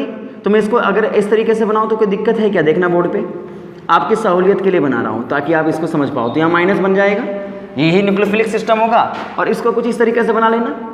तरीका इसी तरीके से याद रखना, क्योंकि इस तरीके से ना चीज़ें आसान होंगी बनाने के लिए। C डबल बॉन्ड OET लगा देता हूँ मैं इसको, ठीक है। अब यहाँ से न्यूक्लियोफिलिक अटैक होने वाला है, करवा दो अटैक, कोई दिक्कत है ही नहीं। Attack bond shift, attack bond shift. यहाँ पे जब अटैकिंग सिस्टम बना तो स्ट्रक्चर क्या बनने वाला होगा, देखो इधर, यहाँ पे अगर मैं आपसे कहूँ तो यहाँ पे कार्बन कार्बन के बॉन्ड बन जाएंगे, यहाँ पे आपका एस्टर ग्रुप लग जाएगा, यहाँ भी एस्टर ग्रुप लगा ही हुआ था, कोई दिक्कत थी ही नहीं। इनोलेट बना, जी हाँ इनोलेट बन गया, यहाँ भी O- लग गया होगा, यहाँ OET लग गया होगा, और बीटा कार्बन पे भी क्या बना हुआ है, एस्टर, बना दो, कोई दिक्कत होनी नहीं चाहिए। इसका मतलब ये तुम्हारा माइकल डोनर था, ये माइकल एक्सेप्टर था, एक्सेप्ट कर लिया। उसके बाद मैकेनिज्म क्या होने वाली है बताइए, स्टेप आगे बढ़े, इसको मिटा दे रहा हूँ मैं, नोट कर लेना तुम इसको पॉज करके। अब यहाँ पे अगर आप आगे बढ़े हैं तो अगला स्टेप आपको पता ही है, सबको पता है क्या करना होगा। यहाँ पे जिस बेस ने इसका प्रोटॉन लिया इसको वापस करिए, O- को OH बनाइए। अभी मैंने स्टेप बताया था आपको, OH बनते ही ये क्या बनेगा बताओ, इनॉल बनेगा, और इनॉल बनते इसको किस फॉर्म में लेके आना पड़ेगा बताओ, कीटो फॉर्म में। किस फॉर्म में लेके आएंगे, कीटो फॉर्म में। यहाँ तक तो रुक जाओगे, पक्का ना। अब यहाँ तक रुक गए, ये माइकल एडिसन का प्रोडक्ट बन गया। अगला स्टेप मैं ही डाल देता हूँ। अगर मैं यहाँ पे सोडियम हाइड्रोक्साइड डाल दिया तो क्या होगा बताओ, सोडियम हाइड्रोक्साइड डालते ही यहीं पे मैं कर दूं क्या, देखो बोर्ड पे ये जो बना, इसी में सोडियम हाइड्रोक्साइड डालोगे तो क्या होगा, सब के सब OH में होंगे कन्वर्ट, पक्का ना। देखो स्टेप वाइज चलते रहो, तुम स्टेप वाइज करते रहना है ना, क्योंकि मुझे सवाल बहुत ज़्यादा करवाना है तो बार बार स्ट्रक्चर रिप्रेजेंट करने में टाइम खराब क्यों किया जाए। तो NOH डालते ये सब के सब आयन में कन्वर्ट होते सबसे पहले, होते ना, और HCl डालते तब ये प्रोटोनेट होते, और इसके बाद अगर NOH को मैंने डाला है, क्या डाला है, सबसे पहले NOH डाला था इसमें, फिर HCl हीट कर दिया। अब तुम सोचोगे ना किसको किसको बाहर निकाला जाए, कौन कौन से बीटा कीटो एसिड हैं, तो बताओ, यस बीटा कीटो एसिड है, ये एक निकल गया। ये बताओ क्या ये बीटा कीटो एसिड होगा, ये बाहर निकल सकता है, क्या ये बाहर निकल सकते हैं, नहीं। अल्फा बीटा, कोई बीटा कीटो एसिड नहीं इसके पास, ना इसके पास अल्फा बीटा पे कीटो फॉर्म में नहीं है ना, ये सब पहले लेक्चर में समझा दिया था यार, तो अब कैच करना पड़ेगा आपको। इसका मतलब एक ही मोल CO2 बाहर निकलेगा, और अगर एक मोल CO2 बाहर निकल गया तो प्रोडक्ट क्या बनने वाला होगा बताओ। अगर मैं इसका एनहाइड्राइड नहीं बनाऊं तो 1 2 3 4 5 5 कार्बन का लीनियर चेन बनाइए, और मान लीजिए ये कार्बोक्सिलिक एसिड फर्स्ट कार्बन पे बना है, सेकेंड, थर्ड, फोर्थ और फिफ्थ कार्बन पे भी क्या बना है, कार्बोक्सिलिक एसिड, और थर्ड कार्बन पे भी क्या बना है, कार्बोक्सिलिक एसिड। क्या हमारी बात आप समझ पाए। तो इसका मतलब अगर माइकल एडिसन होता है और एस्टर्स होते हैं तो दहेज में हाइड्रोलिसिस भी मिल जाएगी, एसिडिक कंडीशन भी मिल जाएगा, डिकार्बोक्सिलेशन भी कराना पड़ेगा, और अगर गलती से उसने बोला है इसको एनहाइड्राइड बनाओ तो रिंग बना करके चले आना, वो तुम्हारा फाइनल स्ट्रक्चर बन जाएगा। क्या मेरी बात आप समझ पा रहे हो। These are the very simple questions of first level, क्योंकि आपको बस पहचानना है which are Michael acceptor, which are Michael donor, उसी से आपको आगे बढ़ना पड़ेगा। चलिए नोट डाउन कर लीजिएगा इसको। अब मैं आगे की ओर बढ़ रहा हूँ, ढंग से इन चीज़ों को समझते चलिए, क्योंकि ये सब चीज़ें एग्जाम में पूछी जाती हैं, काफ़ी डिफिकल्ट हो जाती हैं अगर इनको कंसेप्चुअल तरीके से नहीं समझा जाए। मैकेनिज्म रट्टा मारोगे एग्जाम में कहीं ना कहीं गलत हो जाओगे, रट्टा मार के चीज़ें कुछ ही दिन तक याद रखी जा सकती हैं। तो अब देखो, अगर मैं यहाँ पे बात करूँ, देखना यहाँ पे सवाल ये है कि अगर मान लीजिए मैंने ये मॉलिक्यूल आपको बना करके दे दिया, active methylene compound like this, कोई दिक्कत है नहीं ना। यहाँ पे आपको दे दिया है फिर से एक ester C double bond OET, और यहाँ पे डाल दिया है NOET, कोई भी बना सकता है इसको, क्या दिक्कत है। NOET डाल दिया, तुम्हें बताओ क्या होगा, सिंपल मैकेनिज्म फॉलो कर लोगे। शायद अब मैं काफ़ी ज़्यादा एग्जाम्पल करा रहा हूँ तो इसलिए मैं इसको लास्ट एग्जाम्पल मान लेता हूँ लेवल 1 का, आप इसको सॉल्व कर लेना। अटैक, बॉन्ड शिफ्ट, और जैसे बॉन्ड शिफ्ट हुआ we have a carbonyl, attack हुआ, इनोलेट बना, O पे माइनस आया, OET बन गया, वापस क्या होगा, इसको प्रोटोनेट करा दें, OH बना ही देते हैं, OH बना के इसको इनोल फॉर्म को कीटो फॉर्म में लेके आ ही जाते हैं, पक्का। अब इसी में अगर NOH को डाल दिया तो क्या होने वाला है बताओ, NOH, HCl और हीट, HCl तो नहीं, केवल NOH को डाल दिया तो ये क्या होगा, हाइड्रोलाइज हो जाएगा, क्योंकि यहाँ पे तो कोई बीटा कीटो एसिड बना नहीं ना। अरे बीटा कीटो एसिड बने क्या, नहीं ना, तो इसका मतलब यहाँ पे ये केवल हाइड्रोलाइज होकर के क्या बन जाएगा, C डबल बॉन्ड O, और यहाँ पे OH, NOH के फॉर्म में ये O- के फॉर्म में रहेगा, और लास्ट में इसको क्या करने का, प्रोटोनेट कर देने का, ताकि ये OH के फॉर्म में चला जाए, तो माइकल एडिशन हो जाएगा। फर्दर अगर आपको हाइड्रोलिसिस दिया है तो ठीक है, नहीं दिया तो इसी फॉर्म में इसको लेकर के चले आना। पक्का समझ गए? तो इस टाइप के क्वेश्चंस एग्जाम में कर लोगे, पक्का कर लोगे ना, कोई दिक्कत नहीं होनी चाहिए। चलिए, तो एक माइकल डोनर होगा और एक माइकल एक्सेप्टर होगा। आप उन दोनों को ऐड करके कॉन्जुगेट एडिशन रिएक्शंस करा सकते हो, या फिर माइकल एडिशन उसका नाम दे सकते हो। चलो बेटा, इसी को मैं लेवल 2 में कन्वर्ट कर रहा हूँ। फर्स्ट लेवल खत्म, लेवल 2, और लेवल 2 में क्या बोल देता हूँ मैं, जरा देखो। लेवल 2 में मैं बोल देता हूँ, चलो इसका नाम मैंने ले दिया है इंट्रामोलिकुलर माइकल एडिशन रिएक्शन। क्या बोला मैंने? Intramolecular Michael addition.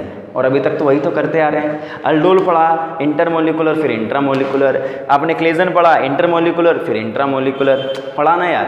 वैसे ही अगर आप माइकल एडिशन पढ़ रहे हो इंटर, अभी तक इंटर थे, अब इंट्रा हो जाएंगे, तो दोनों डिफरेंस क्या है? इंटर में इनोलेट और आपका अल्फा बीटा अनसैचुरेटेड कार्बोनिल, ये क्या थे? अलग अलग सिस्टम में थे। लेकिन अगर यही इनोलेट और कीटोफॉर्म बीटा का अल्फा बीटा अनसैचुरेटेड कार्बोनिल अगर एक ही मॉलिक्यूल में आ जाएं, तो फिर चीज़ें बदल जाएंगी ना, पक्का बदलेंगी ना। और जब बदल जाएंगी तब ऐसे केसेस में इसी को क्या बोल दिया जाएगा बताओ? अगर माइकल डोनर भी उसी में है और माइकल एक्सेप्टर भी उसी में है, तो इसका मतलब we have Michael donor Michael acceptor, nucleophile electrophile same molecule. अरे कोई भी बता देगा ना यार इंट्रामोलिकुलर रिएक्शंस होंगी, और जब इंट्रामोलिकुलर रिएक्शंस होती है तो क्या बन जाता है? रिंग फॉर्म होती है, और रिंग फॉर्म स्टेबल रिंग 5 और 6 की बनेगी तो इंट्रा करवाएंगे, नहीं बनेगी तो नहीं करवाएंगे। तो हम इसको पहचानेंगे कैसे एग्जाम में? वही लफड़ा है, उसी को देख लेते हैं। देखो जरा, तो एक बात समझो, तो इसका मतलब लेवल 2 में वी हैव टू अंडरस्टैंड कि कब हमारे पास माइकल डोनर और माइकल एक्सेप्टर एक ही मॉलिक्यूल में है, और इसको पहचानना सबसे जरूरी है, क्योंकि इसके बगैर काम अधूरा होगा। मान लीजिए we have this system OET, और यहाँ पे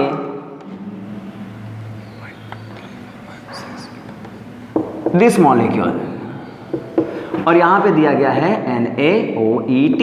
what will be the first A? तो एग्जाम में आप बैठे हुए हैं और ये सवाल आपके एग्जाम में आ चुका है, समझना पड़ेगा ना।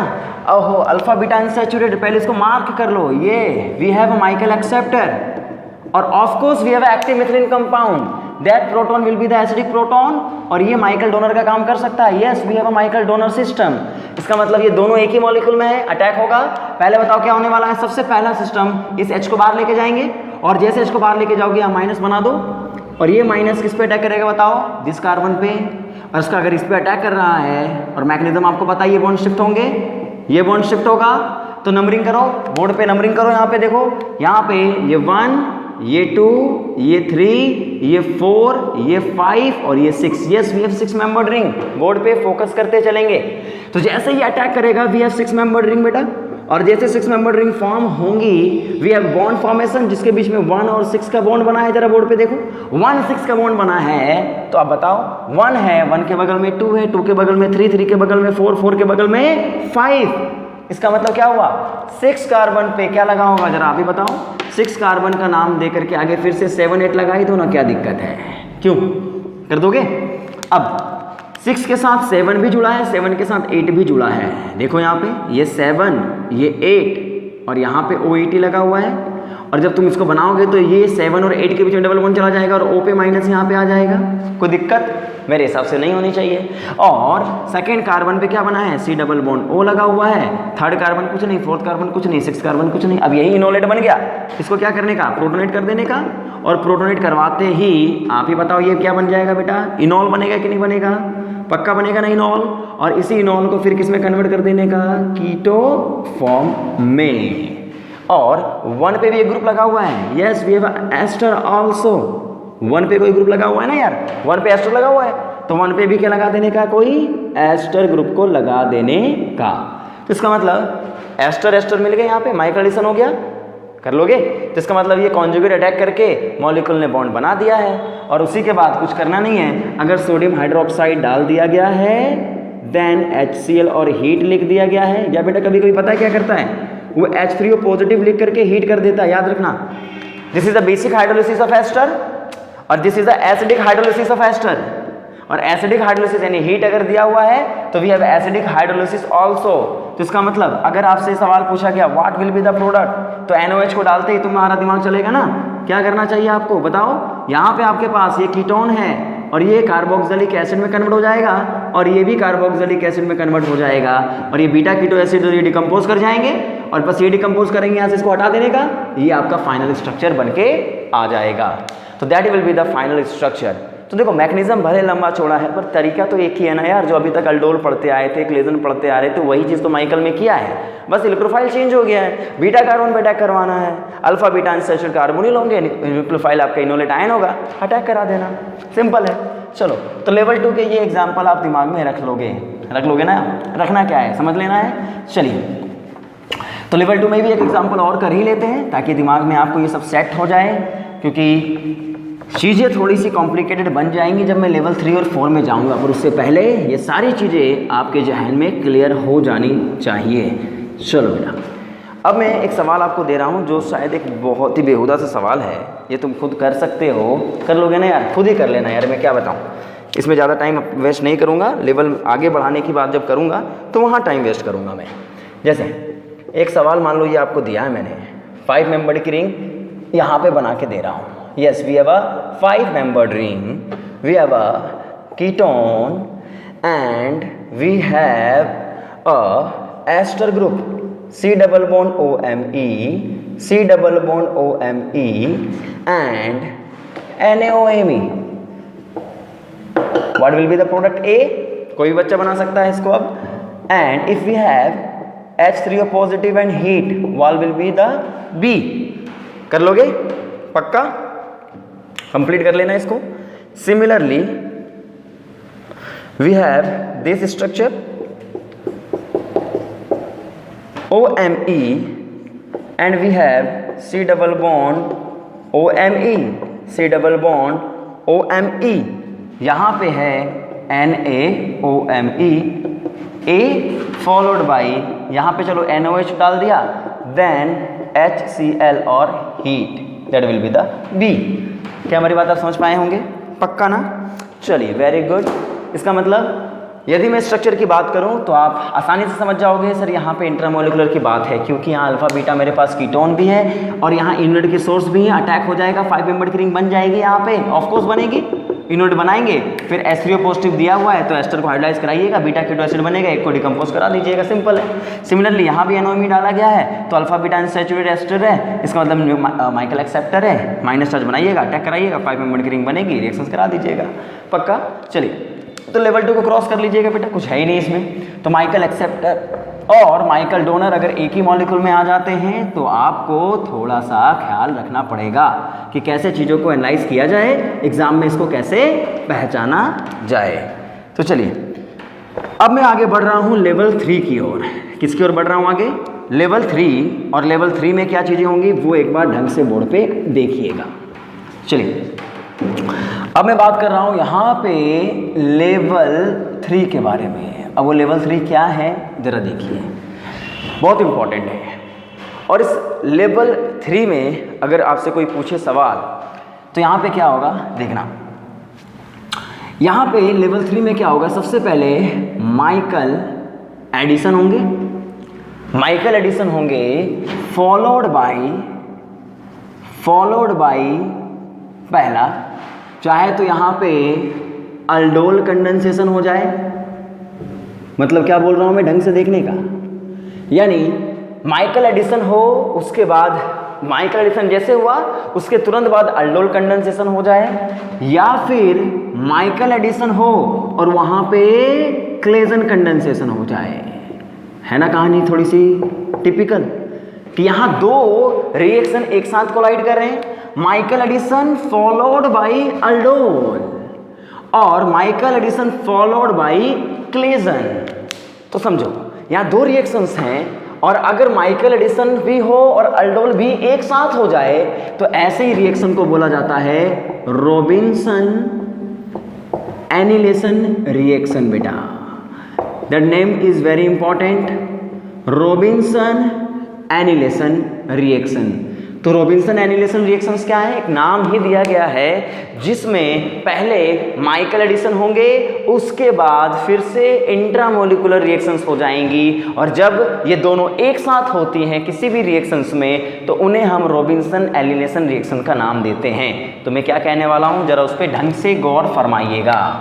जैसे मैं इसके दो केसेस की बात कर रहा हूँ, फर्स्ट केस ये है, सेकेंड केस ये है। तो पहला केस जिसमें मैं बात क्या करने वाला हूं, देखो इधर, Michael addition plus aldol condensation reaction, Michael addition plus aldol condensation reactions together known as Robinson annulation. अब इसमें क्या होता है एक बार जरा ढंग से देखने का। मान लीजिए मेरे पास एक कीटोन दिया गया है, that is a ketone alpha beta, ये तुम्हारा एक्टिव मिथाइल कंपाउंड है, और यहीं पे आपको दिया गया है ना, देखना जरा, एक अल्फा बीटा अनसैचुरेटेड कीटोन ही दिया गया है। अभी तक मैं एस्टर ला रहा था, पर अब मैं कीटोन लेके आ गया हूं और यहां पे मैंने डाल दिया, मान लो NaOH, NaOH डाल दिया है। अब अगर मैं आगे की ओर बढ़ूं तो मैं क्या करने वाला हूँ बताओ। अगर NaOH को डाला है तो सवाल पहला होगा, एसिडिक हाइड्रोजन है, ये O- इस H को लेके जाएगा, पक्का लेके जाएगा, इतना तो हमें पता ही है। और जैसे ही इसको लेकर के चला गया, we have what, enolate ion, पक्का। और जैसे इनोलेट आयन बना, we have alpha beta unsaturated carbonyl also, yes we have. और ये माइकल एडिशन पे अटैक किया, बॉन्ड शिफ्ट हुआ, बॉन्ड शिफ्ट हुआ, yes we know about this. यहाँ तक तो चीज़ें मेरे लिए बहुत सिंपल हुआ करती थी। यहाँ पे भी अटैक हुआ, मुझे पता है, अल्किन एक कार्बन कार्बन का बॉन्ड बनेगा और यहाँ इनोलेट आयन फॉर्म होंगे और O- बन जाएगा, और ये क्या बनेगा बेटा, CH3 बनेगा। और तुम्हें पता है कि जैसे इसको प्रोटोनेट O- बना, जिस बेस ने प्रोटोन लिया था उसको वापस करना होता है, और O- को प्रोटोन वापस करके क्या बना देंगे, इनोल बनेगा, और यही इनोल टोटोमराइज हो गया, किसमें कन्वर्ट हो जाएगा बताओ, कीटो फॉर्म में। यहाँ तक तो कोई दिक्कत होने ही नहीं चाहिए थी। लेकिन जरा बताओ, यहाँ से जो प्रोडक्ट बना है that is a Michael addition product, बना है कि नहीं बना। लेकिन जो माइकल एडिशन प्रोडक्ट बना है इसमें भी lots of multiple double bond carbonyl systems हैं। तब एक बात बताओ, अगर मैं तुम्हें स्टार्टिंग मटेरियल ही यही देता और इसके नाम के आगे लिख देता सोडियम हाइड्रोक्साइड, क्या लिख देता, सोडियम हाइड्रोक्साइड, तो क्या करते तुम, तो तुम देखते ना ये कीटोन है, और अगर कीटोन है, दो कीटोन एक ही मॉलिक्यूल में बेसिक कंडीशन में आ जाए, दैट इज अल्डोल, यानी इसके इनोलेट इसी के कीटो फॉर्म पे अटैक होंगे। अगर ऐसा कंडीशन आ जाता है तो इसी को आप क्या बोलते हो, इंट्रामोलिकुलर अल्डोल कंडेंसेशन रिएक्शन। इसका मतलब हुआ क्या कि माइकल एडिशन के जो प्रोडक्ट बने हैं वो प्रोडक्ट अल्डोल कंडेंसेशन के रिएक्टेंट में तब्दील हो जाते हैं। तो आपको एग्जाम में कोई बोलने नहीं आएगा कि भैया माइकल एडिशन करा दिया, जरा अल्डोल भी कराओ, तुम्हें रिएक्टेंट को पहचानना होगा। इसीलिए बोर्ड पे थोड़ा ढंग से देख लेना, यानी इस लेवल में इसको मैं मिटा रहा हूँ। इसका मतलब यहाँ तक तो कोई भी पहुँच जाएगा, अभी तक माइकल एडिशन जिसने पढ़ा है वो सब लोग यहाँ तक पहुँच जाएंगे। लेकिन प्रॉब्लम यहाँ पे जब आप प्रोडक्ट बनाओगे तब आपको दिमाग में रखना पड़ेगा कि ये एक डाई कार्बन सिस्टम बन गया है, अब क्या करें। तो अगर डाई कार्बन सिस्टम बन गया है तब ऐसे केस में देखो इधर आपने इसको पढ़ा है लेवल में, क्या होगा, ये अल्डोल कंडेंसेशन का ये कौन सा लेवल था, आखिरी लेवल था। यहाँ भी हाइड्रोजन है, यहाँ भी हाइड्रोजन है, यहाँ भी हाइड्रोजन है, यहाँ भी हाइड्रोजन है, और आपने बताओ अल्डोल में कौन सा हाइड्रोजन को बाहर निकाला था, ये वाला, क्योंकि इससे तो रिंग 4 मेंबर की बन रही थी, इससे ब्रिज रिंग बन रही थी और इससे फ्यूज बन रही थी। इसका मतलब आपने इनोलेट यहाँ से बनाया था, और अगर आपने इनोलेट यहाँ से बनाया है बेटा तो एक बात बताओ, कहानी पूरी अल्डोल की चलेगी। अब कहानी पूरी किसकी चलेगी, अल्डोल कंडेंसेशन की। और उसके लिए मैंने आपको तरीका बताया था क्या करने का। यहाँ देखो इधर आपको मैंने समझाया था कि यहाँ जो बॉन्ड बनाए होंगे इसको इस तरीके से बना लेना, और कीटोन यहाँ बना लेना ताकि आप यहाँ से अटैक कराना आपके लिए आसान हो जाए। तो इसके बाद क्या होगा, नंबरिंग करोगे, यानी इनोलेट यहाँ से बनाओगे, पक्का ना यार, ये तो याद होगा, और इसका अटैक यहाँ कराओगे, बॉन्ड शिफ्ट कराओगे। इसका मतलब जब यहाँ पे बॉन्ड बनाने के लिए आप जाओगे तो आपको क्या पता चलेगा, देखो इधर यहाँ पे we have 6 membered ring intramolecular aldol. इसका मतलब यहाँ पे O- की जगह OH बना दो, कीटोन बना दो, और लास्ट में CH को यहाँ से वाटर मॉलिक्यूल बन के बाहर निकाल दोगे। तो देखो यहाँ से अगर वाटर मॉलिक्यूल को बन के बाहर निकालोगे तो आपके पास स्ट्रक्चर क्या बन जाएगा, ये अल्कीन फॉर्म हो जाएगी और ये एल्कीटोन बन जाएगा। समझ गए। तो ये क्या था, माइकल एडिशन रिएक्शन थी। फर्दर क्या बन गया था, अल्डोल कंडेंसेशन रिएक्शन। तो माइकल एडिशन फर्दर अल्डोल जो भी होंगे वो इंट्रामोलिकुलर ही होगा यहाँ पे, पर है तो अल्डोल। तो अल्डोल और माइकल एक साथ मिलते हैं, that is called what, Robinson annihilation. तो देखो यहाँ पे एक बात और देख लेना, यहाँ पे EH भी तो जा सकता है क्योंकि ये भी तो अल्फा हाइड्रोजन है, एसिडिक ये भी है, तो इसका मतलब यहाँ पे we have 2 type of product. देख लेना बेटा, we have 2 type of products.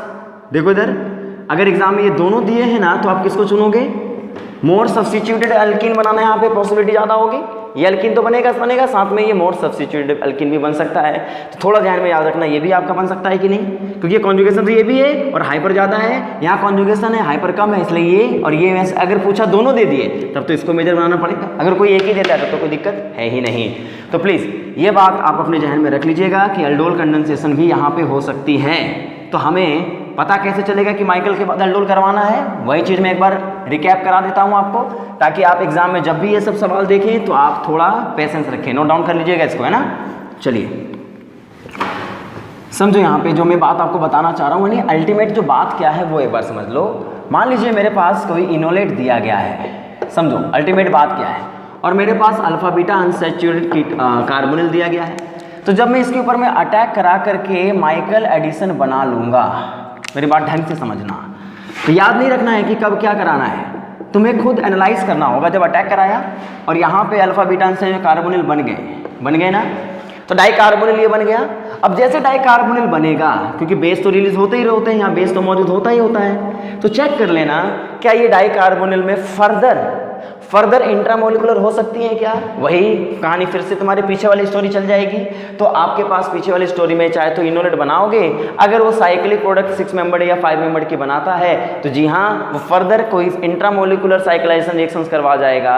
अगर साइक्लिक प्रोडक्ट नहीं बनता है तो उसको वहीं पे फाइनली छोड़ देने का। क्या आप मेरी बात समझ पाए हो? पक्का ना? तो देखो इसका मतलब यहाँ पे आपको मैंने क्या बताया, इनोलेट का अटैक बीटा कार्बन पे हो और बीटा कार्बन के बाद आपके पास फाइनली ये प्रोडक्ट बन गया है, और अगर ये प्रोडक्ट बन गया है तो आप यहाँ पे चेक करो कि क्या फर्दर साइक्लाइजेशन हो सकती है या नहीं हो सकती है। जैसे मैं एक एग्जांपल आपको करवा रहा हूँ, वो एक बार बोर्ड पे जरा देख लेना। जैसे मान लीजिए मैंने यहाँ पे आपको एक मॉलिक्यूल दिया है कार्बोनिल, यहाँ पे फिनाइल और यहाँ पे फिनाइल, फाइन, और यहाँ पे दिया है एक एक्टिव मिथिलीन कंपाउंड, साथ में दे दिया है KOH। हमें पता नहीं आगे क्या होगा, मुझे तो रिएक्शंस को समझना है कि अगर यहाँ पे KOH डाला है तो आगे करना क्या है। तो मान लीजिए बेटा यहाँ KOH डाला है तो आप दिमाग चलेगा हो ये एसिडिक हाइड्रोजन है, यहाँ से H को बाहर निकालने का, माइनस बनाने का, अटैक करने का, वो तो सब जान चुके हैं अब लोग। तो यहाँ पे आप क्या करोगे, H को बाहर निकालोगे, माइनस बनाओगे, अटैक कराओगे, पाई वन शिफ्ट कराओगे, ये आपका स्ट्रक्चर बनेगा। ऑफकोर्स बनना चाहिए। तो इसका मतलब अगर आपसे कोई पूछे जी हाँ ये कार्बोनिल यहाँ पे आपके पास स्ट्रक्चर अगर बना है तो प्रोडक्ट बनाने के लिए थोड़ा ध्यान रख लो, फिनाइल नंबरिंग कर लो। मैंने क्या बताया, नंबरिंग कर लो अगर दिक्कत आए तो। जब भी कोई दिक्कत आए नंबरिंग कर लेना बेटा, समझ गए ना। तो नंबरिंग कैसे कर लोगे बताओ। This is the first carbon, मान लो ये सेकेंड कार्बन, ये थर्ड कार्बन है, इसको फोर्थ कार्बन का नाम दे दो। तो 4 और 1 का बॉन्ड बना दो, ये 2 था और ये 3 था, यहाँ भी फिनाइल था कि नहीं था। पहले इसको प्रोटोनेट करा दो, क्योंकि जैसे इसका प्रोडक्ट बना यहाँ रिएक्शन आगे बढ़ी, प्रोटोनेशन करा दो। जिस बेस ने इसका प्रोटॉन लिया था वापस करो, इसको करना ही पड़ेगा, कोई ऑप्शन नहीं है हमारे पास। जैसे आप इसको रिएक्शंस करा करके आगे बढ़ोगे, वी हैव अ कार्बोनिल और यहाँ पे we have a phenyl and we have a carbonyl group. PH बन गया कि नहीं बन गया बोलो।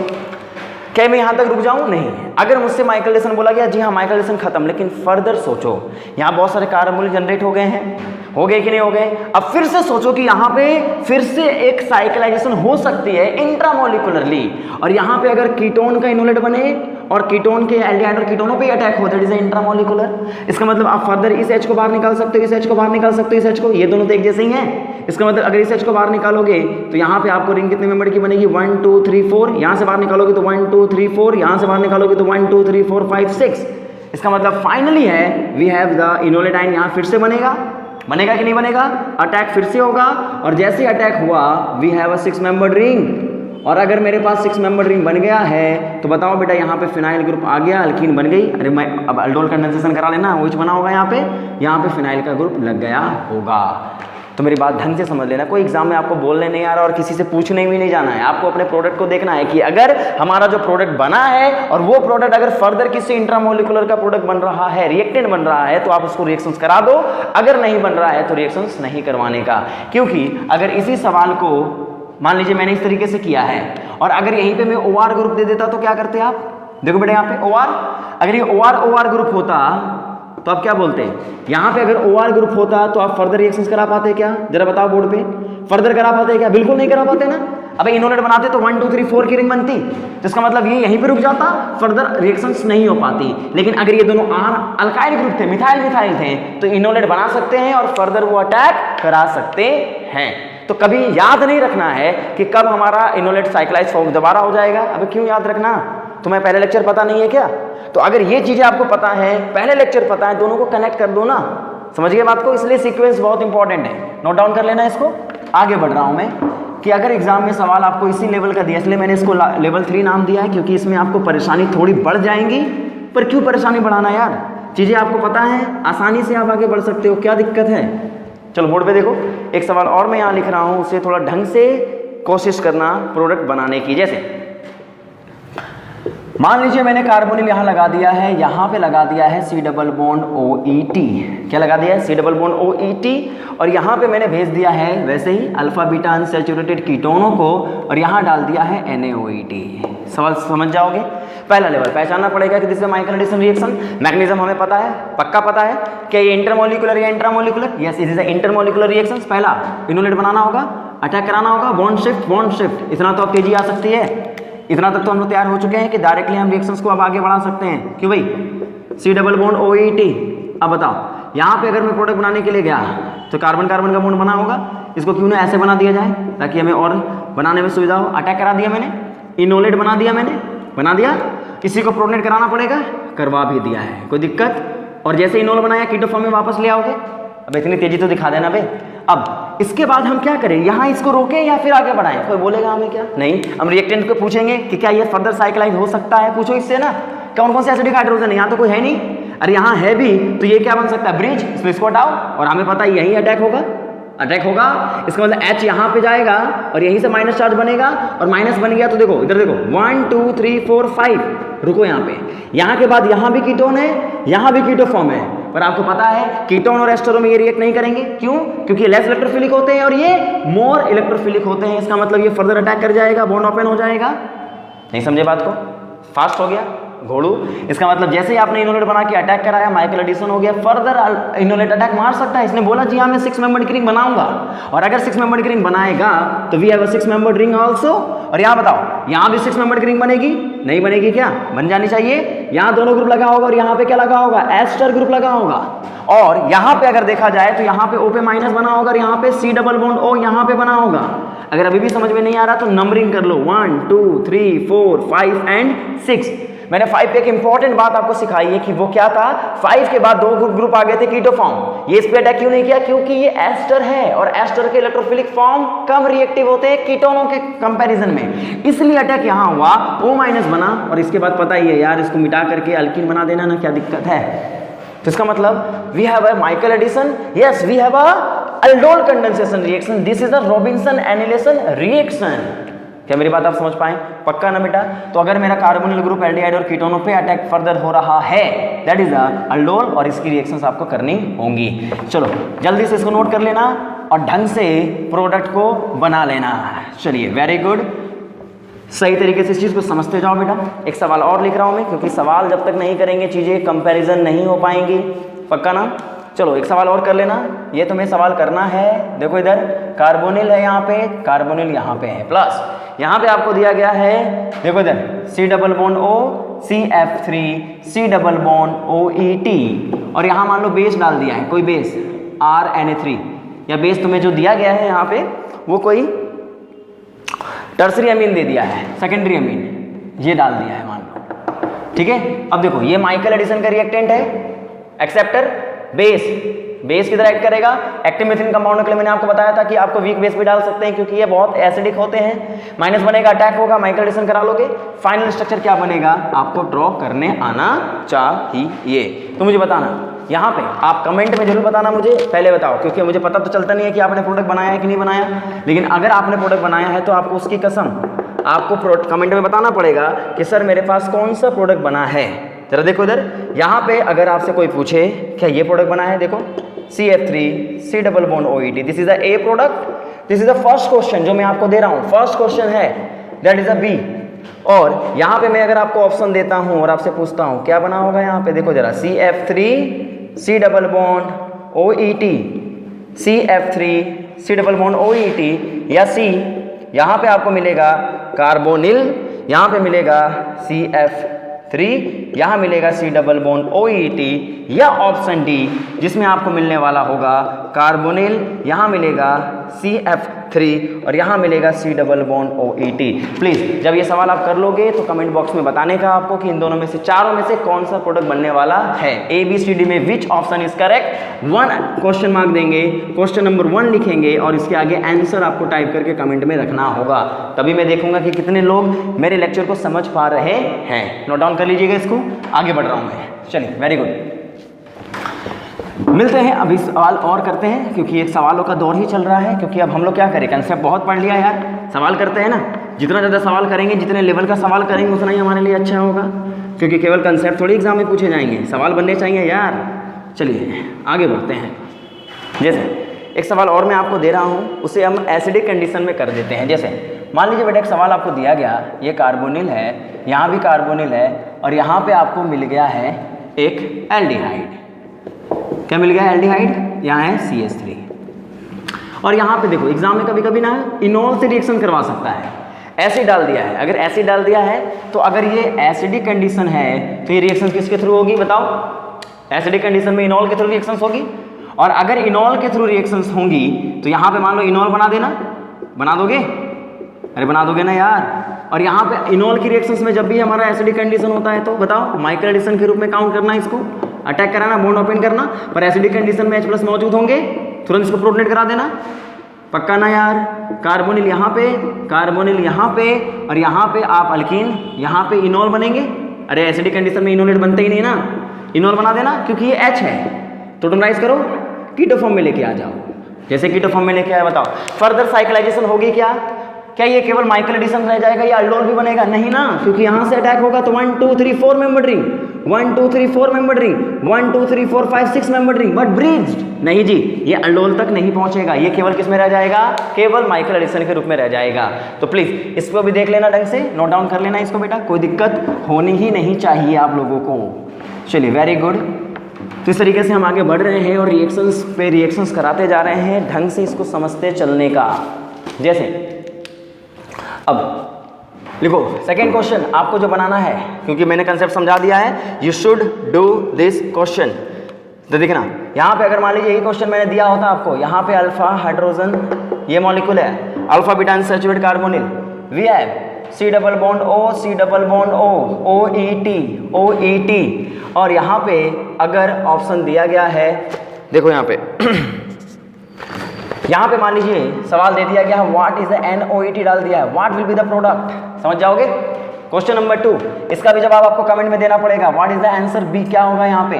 तो इनोलेट बनाएंगे, अटैक कराएंगे, फर्दर क्या करेंगे वो आप जानेंगे। तो ए बनाना है, ए मैंने बना दिया, that will be the structure. मान लीजिए मैंने आपको बना करके दिया है, ये आपके पास स्ट्रक्चर बना करके दिया है CH3 C double bond OET। कभी कभी आपको ना प्रोडक्ट आपकी हेल्प करेगा कि देखो इसने साइक्लाइज किया है, इसका मतलब कुछ ना कुछ लफड़ा तो है, कुछ ना कुछ लफड़ा तो हुआ है यहाँ पे, पक्का ना।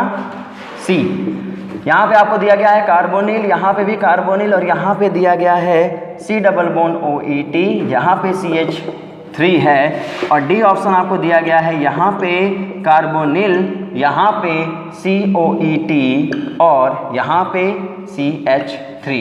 What will be the structure, आपको बताना पड़ेगा कि यहाँ पे जो आपका प्रोडक्ट बना हुआ है वो प्रोडक्ट आपका क्या बनेगा, पक्का समझ गए। चलो this is the second question, ये आपको करना है यार, कितना कराऊं मैं, कंसेप्ट समझा दिया ना, नोट कर लो इसको फटाक से। सेकंड क्वेश्चन कर सकते हैं आप, बिल्कुल कर सकते हैं, कोई दिक्कत नहीं आनी चाहिए। अगर आ भी रही है तो वीडियो को दोबारा से रिकैप करके देखो, कंसेप्ट को दोबारा से सीखो। जैसे किताब आप एक बार में नहीं समझ पाते तो 2-3 बार देखते हो ना यार उसको। तो अगर वीडियो में थोड़ी चीज़ें दिक्कत आ रही हैं, आपको कंसेप्ट नहीं कैच कर पा रहे हो तो प्लीज़ फिर से वीडियोज़ को एक बार देखना ढंग से। थर्ड क्वेश्चन खुद बनाना है, थर्ड क्वेश्चन खुद बनाना है आप लोगों को। यहाँ पे अगर मान लीजिए we have a question right now this, अगर मान लीजिए ये मॉलिक्यूल दिया गया है, या फिर ऐसे नहीं ना, ऐसे बनाओ इसको, ये था और यहाँ पे आपको दिया गया है alpha beta unsaturated ketone and then after we have KOH। This is the final structure. What will be the product? A बनाना पड़ेगा। क्वेश्चन नंबर 3 आपको बताना पड़ेगा क्या बनने वाला है यहाँ पे, जरा देखो बोर्ड पे, वी हैव दिस मॉलिक्यूल और नॉट, क्या ये मॉलिक्यूल बनेगा या नहीं? CHO। If we have a B और बी में मान लीजिए आपको दिया गया है दैट मॉलिक्यूल, यहाँ पे क्या ये प्रोडक्ट बनेगा? सी, यहाँ पे आपको दिया गया है कार्बोनिल यहाँ पे है, अल्कीन यहाँ पे है। डी ऑप्शन वी हैव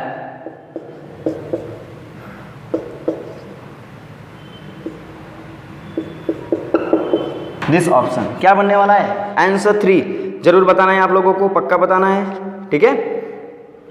पक्का ना? गुड, चलो वेरी गुड। तो इसका मतलब we have level what we are discussing, third level की बात कर रहे थे हम लोग ना।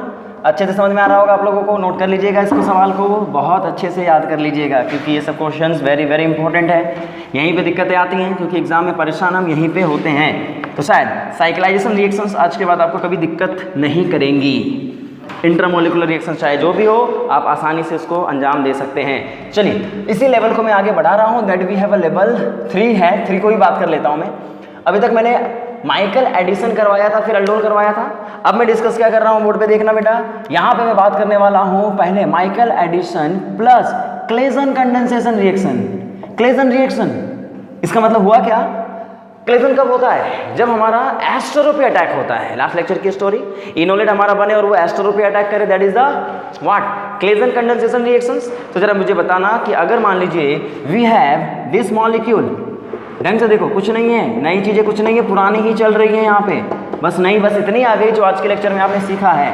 अगर मान लीजिए मेरे पास ये मॉलिक्यूल दिया गया है और यहाँ पे डाल दिया गया है फर्स्ट ऑफ ऑल NaOET और A बोला है what will be the product. तो आप ही बताओ, पहला सवाल, एग्जाम में जब आप बैठे होंगे तो NaOET जब डाला गया होगा तो दिमाग में क्या चलेगा? H को बाहर निकालने का चल जाएगा ना यार।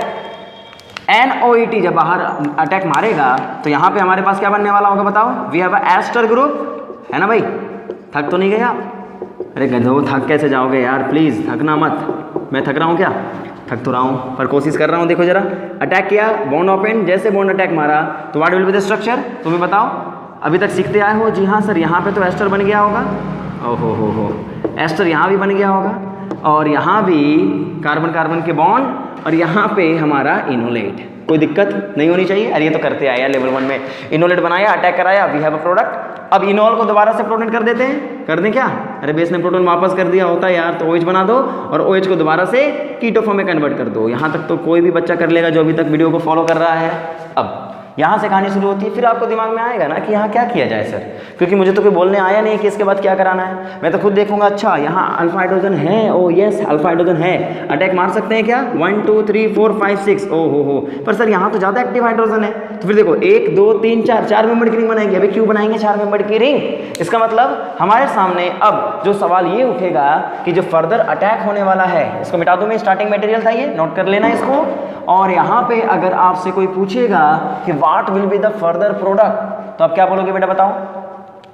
अटैक यहाँ से होगा, बेस यहाँ पे आएगा, अटैक करा, किसी पे अटैक करा तो दोनों एक जैसे ही एस्टर ही हैं। तो इसका मतलब क्या हुआ बताओ? यहाँ पे 1, यहाँ पे 2, यहाँ पे 3, यहाँ पे 4, यहाँ पे 5, यहाँ पे 6। और अगर 6 बना तो रिंग बनाने में कोई दिक्कत मेरे हिसाब से तो आनी नहीं चाहिए आप लोगों को, क्योंकि यही तो करते आए हो तब से, तमाशा यही तो कर रहे थे हम लोग।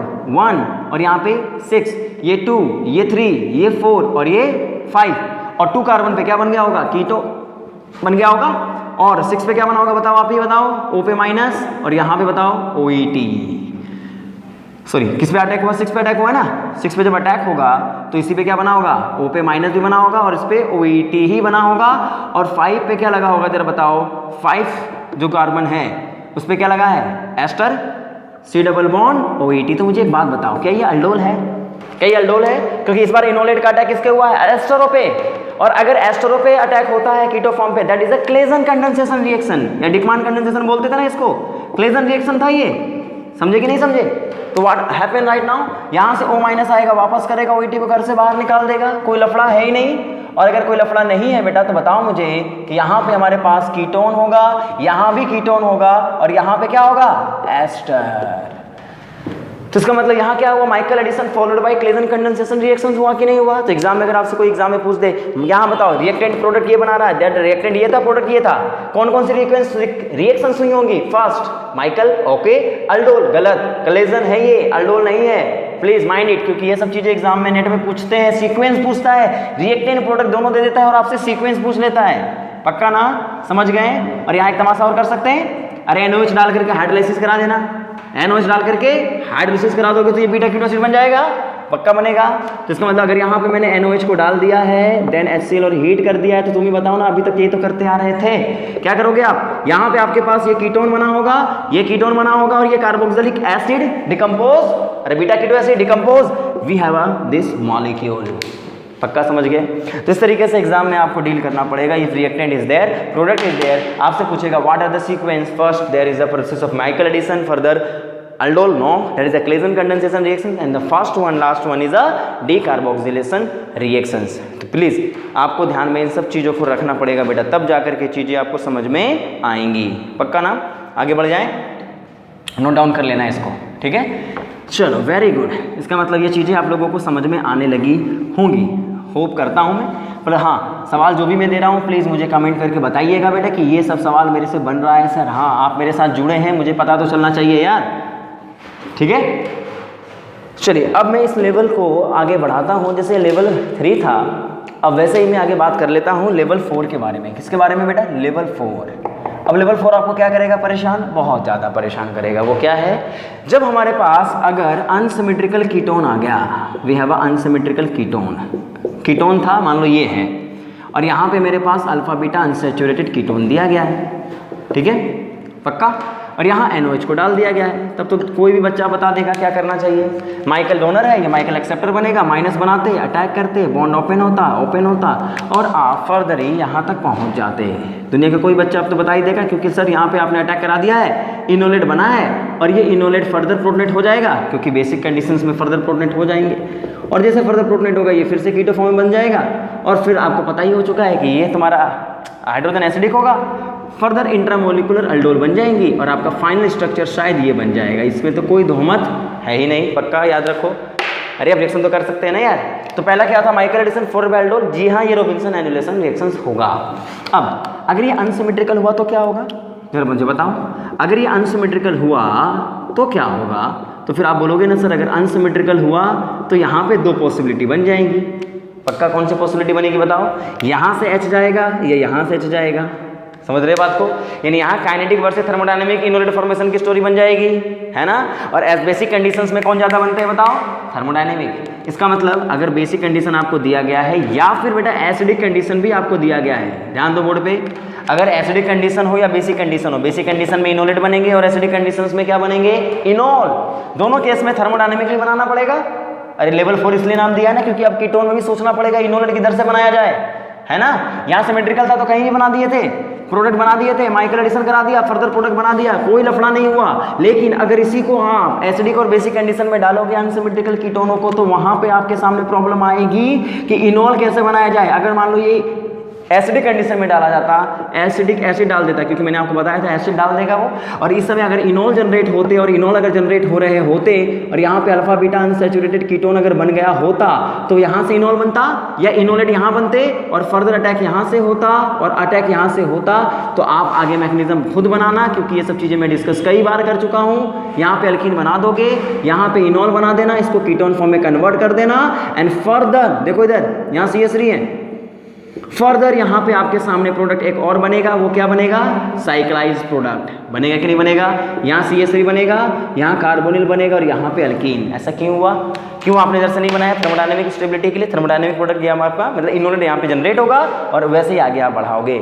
इसका मतलब क्या हुआ बेटा, जब हमारे पास कभी भी अनसिमेट्रिकल कीटोन आ जाए माइकल एडिसन के वक्त, तो थर्मोडायनेमिक प्रोडक्ट आपको जनरेट करना चाहिए इनोलेट के साथ। और याद रखो कभी कभी टर्सरी बीटा ऑक्साइड भी दे देता है, टर्सरी बीटा ऑक्साइड भी अगर आपको दे दे तब भी आप यहाँ पे थर्मोडायनेमिकली प्रोडक्ट ही बनाना, यानी थर्मोडायनेमिकली कंट्रोल इनोलेट, ये भी थर्मोडायनेमिक कंट्रोल इनोलेट ही बनाता है।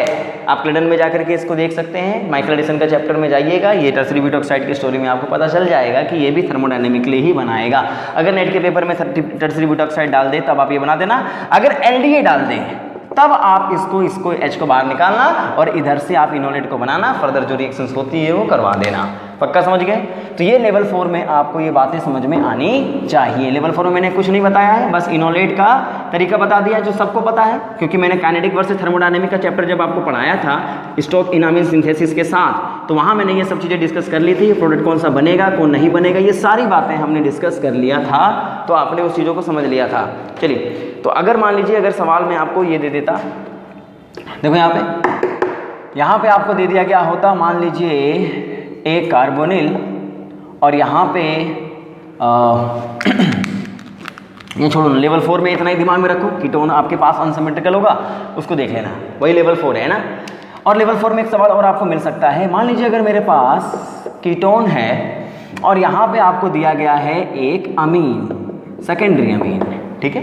देखो सेकेंडरी अमीन एसिडिक कंडीशन और यहीं पे आपको मिल गया है एक फर्दर कीटोन। तो जरा ढंग से देखना, लेवल 4 में ही मैं आपको बता रहा हूँ, क्योंकि यहाँ पे आपका इनामीन फॉर्मेशन आपको इस्तेमाल करना होगा। इनामीन, तो देखो यहाँ पे क्या करना, अगर मान लीजिए ये दिया हुआ है, that means alpha beta acid ketone दिया हुआ है, पर यहाँ पे आपको ना सेकेंडरी अमीन भी दिए गए हैं, तो ये दोनों मिलकर क्या बनाएंगे बताओ? सबसे पहले इमीनियम आयन बनाएंगे, यानी सेकेंडरी अमीन और ये दोनों मिलकर क्या बनाएंगे? सबसे पहले इमीनियम जनरेट करेंगे। और अगर इमीनियम जनरेट करेगा तो देखो बेटा यहाँ पे एक बात समझना, इमीनियम को फर्दर हम क्या बना सकते हैं? इनामीन। देखो इधर, यानी ये दोनों मिले हैं और एक इलेक्ट्रोफाइल सेंटर दिया गया। याद करो जब वहाँ अल्काइल हैलाइड होता था, अल्काइल हैलाइड, तो वहाँ इनामीन बनाते थे ना, इमीनियम बना करके पहले क्या बनाते थे? इनामीन। और वो सबको पता होना चाहिए क्योंकि ये रिएक्शंस में करवा चुका हूँ, इसलिए इसको पहले क्या बनाएंगे बेटा? इनामीन बनाएंगे। जो मेरे लेक्चर फॉलो नहीं किए हैं बेटा, पहले उस लेक्चर को देखो, सीक्वेंस से चलो, क्योंकि नेम रिएक्शन बीच से उठा करके पढ़ने की चीज नहीं है कि कोई भी नेम रिएक्शन उठा के पढ़ा दिया। पढ़ने का तरीका क्या है? बेसिक्स पहले समझो, इसलिए मैंने चैप्टर को शुरुआत किया बेसिक से, ताकि ये सब चीजें दिक्कत ना आए। इनामीन बना, न्यूक्लियोफाइल होता है कि नहीं होता? ये पक्का होता है। ये वापस आया, अटैक हुआ, बॉन्ड शिफ्ट, ये अल्डोल की तरह ही चल रहा है, अरे अल्डोल की तरह चल रहा है। यहाँ पे दोबारा से क्या बना होगा? इमीनियम जनरेट हुआ होगा कि नहीं हुआ होगा बोलो? और यहाँ पे फर्दर क्या बना होगा? इनोल जनरेट हुआ होगा, पक्का ना? अरे पक्का इनोल जनरेट हुआ होगा, क्योंकि एसिडिक कंडीशन है, O- में नहीं बना होगा, एसिडिक कंडीशन में इनोल बना होगा। अब इसी को फिर से कीटो फॉर्म में कन्वर्ट कर दोगे? अब मेरी बात सुनो, यहाँ पे अगर आपके पास ये रिएक्शन हुआ है, पॉजिटिव चार्ज बन गया है, तो ये इमीनियम आया। और देखो दो तरीके से इस चीज़ को करा सकते हो, दो तरीके से, क्योंकि ये इमीनियम अभी भी इलेक्ट्रोफाइल है और यहाँ से इनोल दोबारा से जनरेट हो सकते हैं। जरा बोर्ड पे देखना, यानी यहाँ देखो आपने इनोल बनाया, कीटो फॉर्म में कन्वर्ट कर दिया, फर्दर यहाँ से इनोल बन सकता है कि नहीं बन सकता बताओ? और अगर इनोल दोबारा बन सकता है तो एक बात बताओ, ये इनोल और ये इमीनियम अगर एक ही मॉलिक्यूल में है तो ये अल्डोल नहीं, ये मैनिक रिएक्शन कहलाता है। याद करो पल जब मैंने आपको मैनिक रिएक्शन के बारे में समझाया था, तो इसका मतलब यहाँ पे क्या करना, देखो बेटा यहाँ पे आपके पास ये फर्दर अटैक करेगा और ये 1 2 3 4 5 और ये 6 मेंबर्ड की रिंग में कन्वर्ट हो जाएगा। इसका मतलब जैसे आपने रिएक्शंस कराया था वो वैसी रिएक्शन हो गई है। यहाँ पे ये 6 कार्बन, ये 5 कार्बन, ये 4, ये 3, ये 2 और ये 1 होगा बेटा। और 2 पे क्या बन जाएगा? C double bond O group, और 6 कार्बन पे क्या लग जाएगा? टर्सरी अमीन। तो जैसे इनोल बनाया था वैसे ही तो बन गया ना रिएक्शन। सेकेंडरी अमीन ने इमीनियम बनाया, इमीनियम वाला निक्लोफाइल बना, अटैक किया, फिर देर इमीनियम बन गया और कीटो फॉर्म थे, और एसिडिक कंडीशन में इनोल बन सकते हैं, इमीनियम बन सकते हैं, दोनों फर्दर रिएक्शंस कर सकते हैं। और इनोल का अटैक इमीनियम पे हो तो डिटरमिनिक टाइप रिएक्शन बन जाएगी। और फर्दर यहाँ पे एसिडिक कंडीशन में क्या करना, वही कहानी, एसिडिक कंडीशन में आप क्या करोगे, यहाँ से N को बाहर निकाल देना प्रोटोनेट करके, बोलो, और यहाँ से H बाहर निकल जाएगा, और फर्दर यहाँ से क्या निकल जाएगा? कीटो फॉर्म वापस आ जाएंगे। तो इसका मतलब यहाँ पे आपने अल्डोल कंडेंसेशन चाहे इसको बेसिक कंडीशन में करवा के किया होता या इमीनियम आयन बना करके करवाया होता, प्रोडक्ट तो वही बन रहा है, लेकिन आपने ये रास्ता क्यों चुना? उसका जवाब बिल्कुल सीधा साधा जवाब है। इसी लेवल को मैं क्यों बता रहा हूँ, इसमें क्यों बता रहा हूँ, ये मैकेनिज्म ढंग से समझ लेना, कुछ नई चीज़ नहीं है इसमें, पुरानी ही बातें बता रहा हूँ मैं।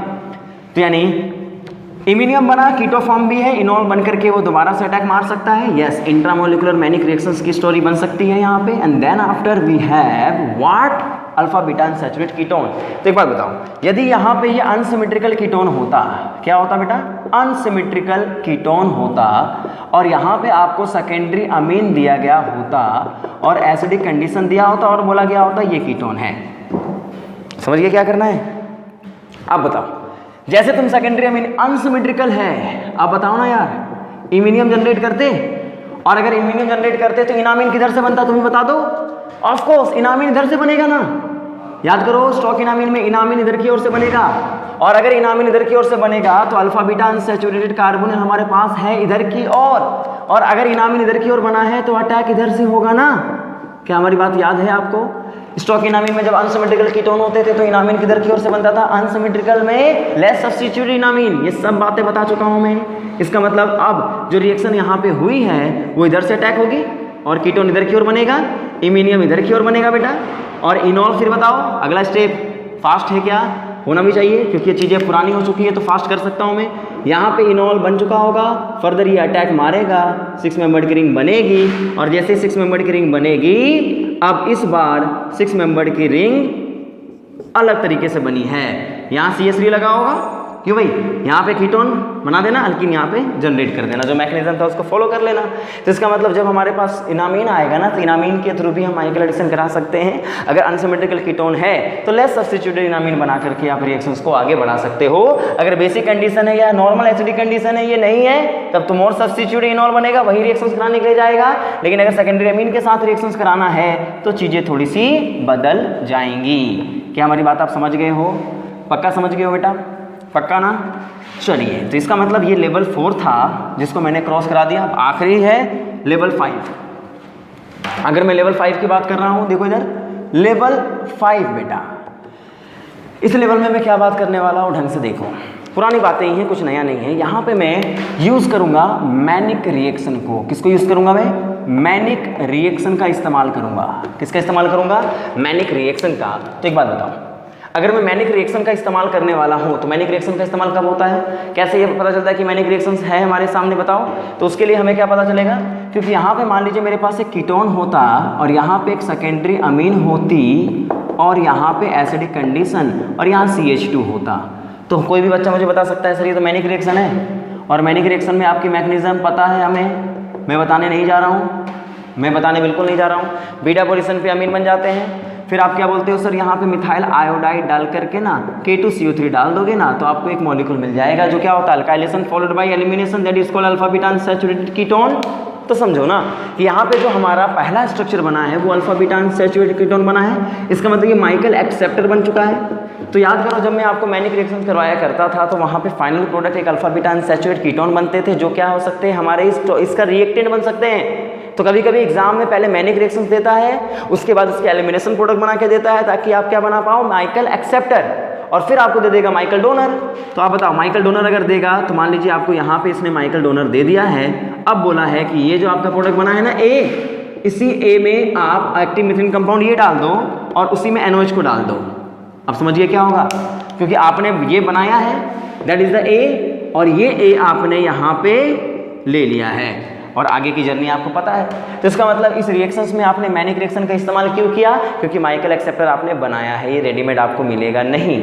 माइकल डोनर आपको मान लीजिए रेडीमेड मिल गया है, उसको बेस बनाकर इनोलेट बना के आप अटैक करा सकते हो, और मैनिक रिएक्शंस में आपको इस तरीके से सोचना पड़ेगा। क्या मेरी बात आप समझ पाए हो? पक्का समझ पाए हो? तो मैनिक रिएक्शंस का इस्तेमाल किस लिए होगा बताओ? माइकल एक्सेप्टर ड्रॉ करने के लिए, जो हम लोग बहुत अच्छे से जानते हैं। And then after we have what? Michael donor, और उसकी रिएक्शन आप करवा दोगे, फाइनल स्ट्रक्चर आपके सामने बन जाएगा। तो एक काम करो, जैसे एक सवाल मैं आपको दे देता हूँ, उसको ड्रॉ कर लेना फाइनली। जैसे एक सवाल मान लीजिए ये दिया गया है, फाइनल है आपका एक एरोमेटिक रिंग है, रुको एक मिनट, एरोमेटिक रिंग, ये क्लेडन के ही क्वेश्चंस हैं, और क्लेडन के क्वेश्चंस अगर हैं तो इसमें सवाल कैसे करना है एक सवाल में बता देता हूँ, फिर आगे इसको आप अप्रोच कर लेना। जैसे यहाँ पे मान लीजिए आपको क्वेश्चन दिया गया है एक कीटोन और ये मॉलिक्यूल, और यहाँ पे दिया गया है Me2NH, फर्दर फॉर्मल्डिहाइड है, and then after catalytic HCl है। बोला A क्या बना होगा? फिर बोला है चलो मिथाइल आयोडाइड को डाल दो, और जो B बनेगा ना उस B में ये डाल देना, C double bond OET, C double bond OET, NaOET, ethanol. क्या करना है जरा बताओ? करा सकते हो इस सवाल को? क्यों? क्योंकि अगर मेरे पास सेकेंडरी अमीन दिया है, फॉर्मल्डिहाइड दिया है, मैनिक का पक्का रिएक्शन है ना, क्या करोगे? इमीनियम बनाओगे, इनोल बनाओगे, अटैक कराओगे। ये तो खुद कर लेना यार, क्योंकि ये सब रिएक्शंस आपने कर लिए हैं। अब बताओ यहाँ पे कीटोन और यहाँ पे अगर सेकेंडरी अमीन जुड़ गया है इमीनियम, तो ये क्या बन जाएगा बताओ बेटा? NME2, बनेगा, पक्का बनेगा। अरे नया कार्बन बन जाएगा। फर्दर मिथाइल आयोडाइड क्या करेगा, अटैक करा देगा, N+ बना देगा इसको। यानी ए जो बना है वो नॉर्मल बना, मिथाइल आयन से मिथाइल बन गया होगा यहाँ पे। अब इसके पास कुछ बेस नहीं दिया है, पर उसने बोला है जो बना है ना दैट इज अ बी, और इस बी में आप ये डाल दो, और अगर बी में ये डालोगे और साथ बेस है तो समझो पहला काम क्या होगा बेस का।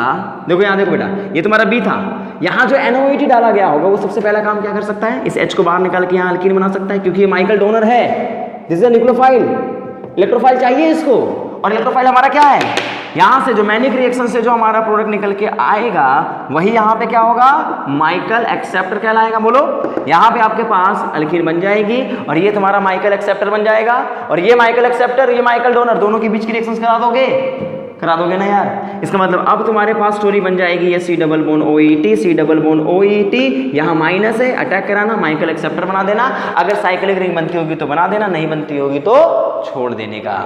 पक्का समझ गए? चलो वेरी गुड। तो यहाँ पे मैं क्लेडन के कुछ एग्जाम्पल आपको बोल देता हूँ, HW कर लेना, पर जो मैंने कमेंट करने के लिए बोला है उसको जरूर कमेंट करना बेटा। ये तुम्हारा लास्ट एग्जाम्पल था, कर लेना इसको।